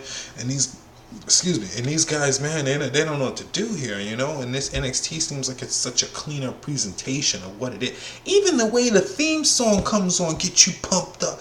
And I'm like, okay, I'm pumped up to watch some NXT. Yeah. Oh, and that's what else was in that. Them girls, freaking Lacey Evans. That girl is sexy. Look, I'm attracted to the old school pinup style. I'm like really, really attracted to that, like Betty Page type look. And she has got that shit in droves. But that Bianca Belair just hits it for me. Like, she's just muscular. She's cut up. She's got that hair. She's sitting there whipping it. She whipped that girl with that hair so loud. All you heard was, oh man, it looked like it hurt. Her hair on the girl is like 5'7", 5'8", okay, and her hair goes from up, and it's braided. And I thought my hair was long, and it comes down to my butt. The girl's hair comes from up to here down to her ankle, and it's in a braid, a single braid that she keeps wrapped around her freaking neck. The girl is on some Jet Li, like Jackie Chan, like when you would see them dudes with that bald thing, where their head would be bald, they'd have that long braid. Well, she's not bald, but she has that long braid. And she took the braid, and she held it in her hand with that much braid, and just slapped the hell out of Lacey Evans with it. Then did her finisher, which was like she was going out for like a power bomb, like she was gonna pick up, do the power bomb to slam her down, but instead she picked up like such to do the drop down, but then took it backwards. You know what I'm saying? And did some kind of like backwards power bomb drop. I didn't catch the name of it. I don't know, but Bianca Belair is damn sure going places. I watched that freaking Mae Young tournament. Oh my lord, it was so much flavors of women in the Mae Young tournament that were talented, that could go places. I was confused from all of it. It was just so much, just beautiful eye candy that could wrestle, good on the microphone. That freaking Mercedes Martinez, like, oh my goodness gracious. Whoo! Vanessa Bourne, like, oh man, standouts. Like I'm saying, Bianca Belair, freaking the One Piece. I love One Piece so much. That freaking Japanese pirate anime with freaking Kairi Sane. She looks like she just popped off of One Piece. Like this is freaking crazy. Like she's on the ship with Luffy. Like what's her freaking her devil fruit? What kind of fruit does she? What is Kairi Sane's power? You know what I'm saying? Does she like anime? You know what I mean? Like, especially with that whole tournament, like you knew WWE they're gonna let the Japanese girl go, with Asuka, so they're gonna have a replacement. So when I saw this tournament and saw Kairi Sane, I was like, why wouldn't that be the replacement right there? You know what I'm saying? Like look at her, she's freaking gorgeous. You know what I mean? So yeah, I definitely dug that tournament. It was freaking awesome. There were like Vanessa Gonzalez. Oh, she was freaking amazing. Oh, a nice, tall, sexy Latino, all 6'1" of her. Just amazing. Like it was so much to choose from. I was just like spinning around. I was like, oh, Princess Suge. Oh my goodness, all 5 foot of that little teeny short luchador Latina. Oh, it was amazing. Oh my goodness. I tell you who I didn't want a piece of, and I'm not saying this to be rude. That's Shayna Baszler. Looks like destruction, and not just destruction, she just looks so, her features are so strongly like, maybe there's some feminine wild for other people. That's why I'm not calling her ugly. To each is their own. Remember, beauty is in the eye of the beholder. Totally respect that. She's not my cup of tea, and it's not because she's all dainty and all of that. You know what I'm saying? Because the other girl, I can't even, Aisha, I liked her. She's not dainty at all. I liked all of the tall, huge girls. You know what I'm saying? That's personally me. You know what I'm saying? More so than the short girl. Piper Niven. Holy shit, that big girl could get it. I'm telling you, that big girl can get it. You know what I'm saying? I'll do due diligence on that girl right there. You know what I'm saying? Pretty much all of them girls that were amazing. Like I said, except for Shayna Baszler, she just was too much. The face was too intense. Like. So I'm like, nah, that's okay. I mean, we can be friends, and you can definitely train me on how to fight. You'll definitely kick my ass. Like you've been doing UFC and this. I've only been doing boxing and whatnot. You know what I'm saying? I may get a couple of punches in, but you're gonna probably kick and try to break my freaking arm off. You know what I'm saying? So I ain't even having that. But all in all, the Mae Young Classic was good. I'd want to see it again. I can't wait to see these girls show up. Like I said, Dakota Kai was on here. We saw Bianca Belair. We saw Lacey Evans. That was freaking amazing. These girls were good. Davida Kavit, whatever her name is. That girl, all 5'7", 5'8" of her being a power lifter. She's going places too. Like, they're all good. Like I looked at them and I saw like prospect. I saw a future in them. I saw so many ways that I could book these girls. Like a lot of MMA influenced girls that some of the names that are skipping me. You know what I'm saying? That are off the top of my, I can't remember them, but they were just all so good. And I mean, like, I would watch it again. Like, I want this should be a TV show. Like, honestly, you heard it here. I would take this, and the WWE could have that and be a weekly freaking spin-off show. I will, I'm not gonna say religiously. I will vehemently watch that show weekly. If you gave me a freaking Mae Young Classic weekly TV show, like how he was supposed to give me the freaking WWE European you know what I'm saying? Remember you did the European Classic? I was supposed to be a weekly European show with that, and it was when Tyler Bate was the darn champion. You know what I'm saying?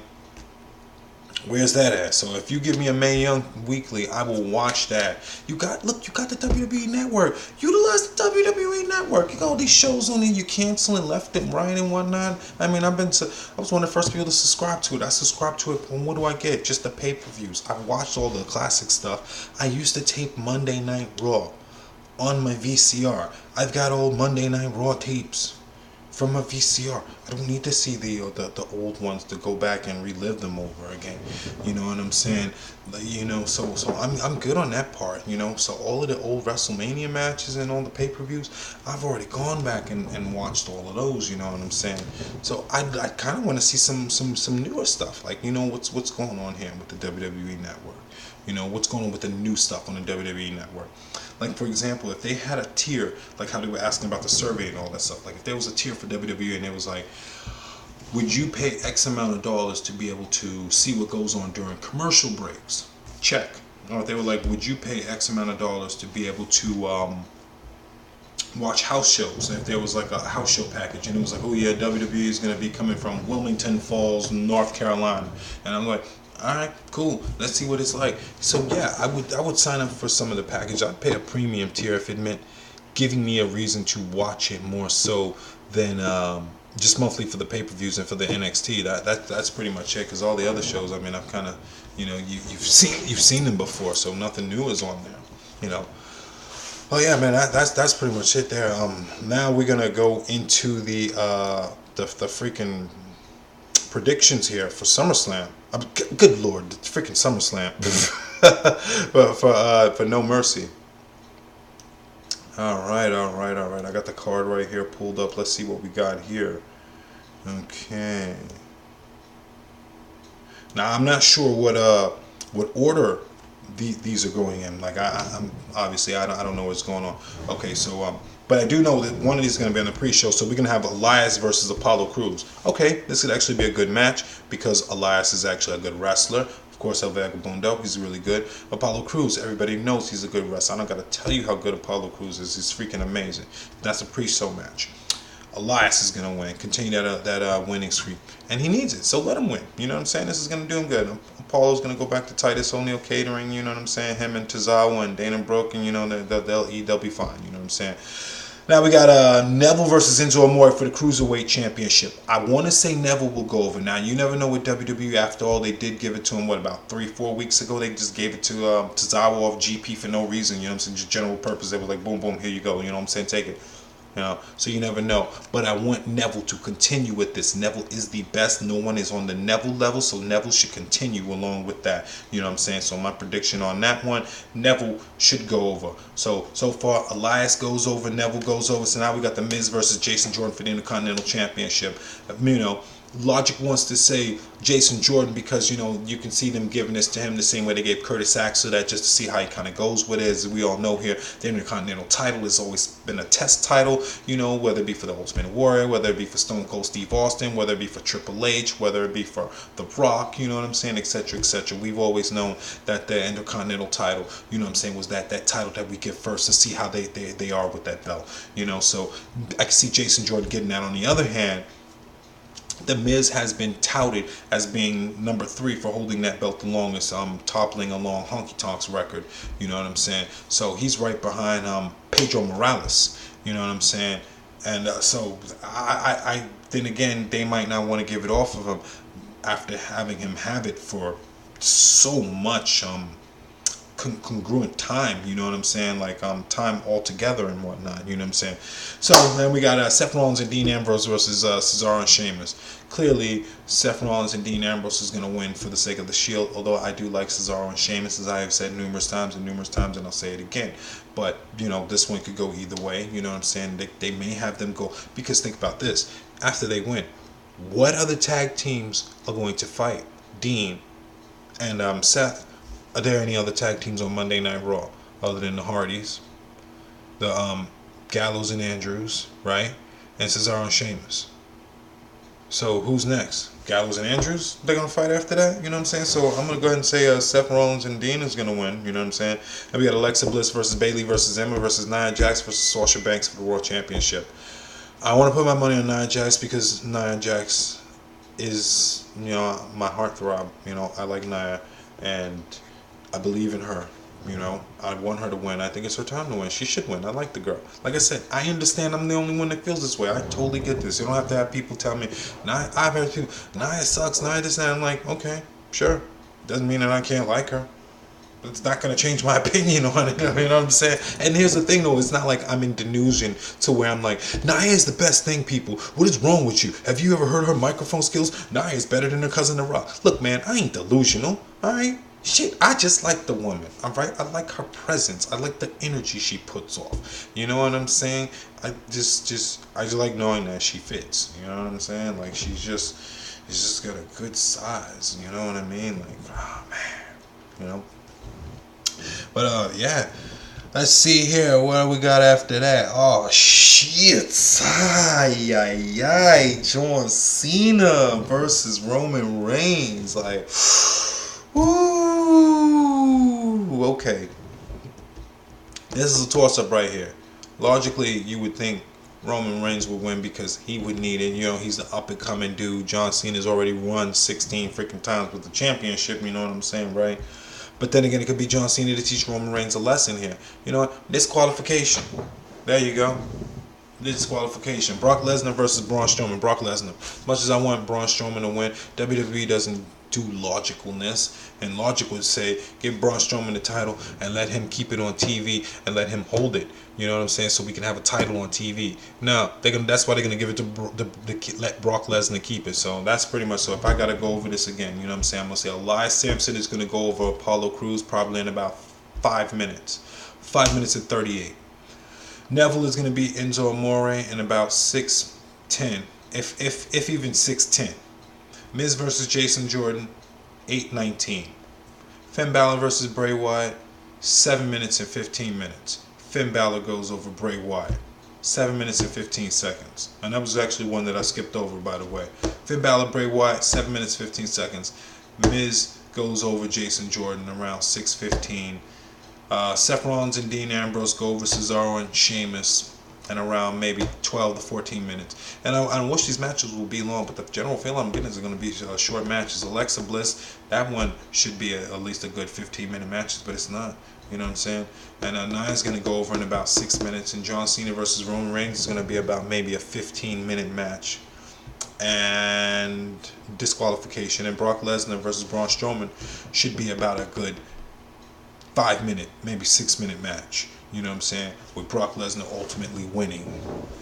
So I don't know how they're going to stretch this out and get 3 hours out of this when they're not even going to have these matches go long in the first place. So even if I have to look at 10, 20, 30, 40, 50, 60, 70, 80 minutes. If they all went 10 minutes apiece, they were 80 minutes. 15, 30, 45, 60, 75, 90, 105, 120. So if all these matches went 15 minutes, you know what I'm saying, that's only 120, so that's only 2 hours. And you know all these matches ain't going 15 minutes. So that means that these matches, that if the card is going to be the usual, usual pay-per-views are about 2.5 to 3 hours, okay? So with this few matches on the card so far, let's see here, 1, 2, 3, 4, 5, 6, 7, 8 matches on the card. You know what I'm saying? Even at 8, it's only 160 minutes. You know what I'm saying? Still only about 2.5 hours, not even 3 hours if all the matches were 20 minutes. So I'm imagining they're going to do a lot of promoing, a lot of filling in for stuff, a lot of recapping, and they're going to probably do some impromptu matches because Elias versus Apollo is a pre-show. That's not even on the card. So there goes one match right there that's not even on the main show that gets the 3 hours because the pre-show's time is excluded away from the main show. So yeah, there has to be some extra matches added in and whatnot. You know what I'm saying? Like, no. But yeah, but that's pretty much a no mercy. What do I think it's gonna be? Like, oh boy, I'm hoping it's gonna be good. You know what I'm saying? That Brock Lesnar and that Braun Strowman should be pretty good. John Cena versus Roman Reigns. The only thing good about that is just dying to see what the fan reaction is gonna be. If people's heads are gonna explode, they ain't gonna know who to boo for. And I'm boo for John Cena. I'm boo for Roman Reigns. Just boo for everybody. Heads explode. You know. But for the most part, I mean, this could be a solid wrestling match. I mean, you know what I'm saying? You could get solid wrestling matches on here. Minus Neville versus Amore, Finn versus Bray Wyatt. I mean, come on, what you gonna get right there? You know what I'm saying? But that women's match, you know what I mean? Like, there's actually, I honestly, because I want to see them give the girls a chance. You know what I'm saying? Like, seriously. And you know, as I just did with the breakdown, you got more than enough time to give these girls a chance. You could give them a 25 minutes. You know what I'm saying? You've got enough girls in there. That's 5 girls in there that can throw down. They're good. Nia would be the only one in there that you could say is the greenest out of all of them. You know what I'm saying? I think Alexa Bliss started wrestling before Nia. Bayley, Emma, and Sasha clearly have the most experience out of them all. You know what I'm saying? So you got girls in there that know how to go and that can lead a match. You know, so please let it go on, let it continue. You know what I'm saying? I think it'll be good. But yeah, I'm definitely looking forward to the pay-per-view when it comes on. You know what I'm saying? It'll be, for the most part, you know what I'm saying, it'll deliver in terms of the action.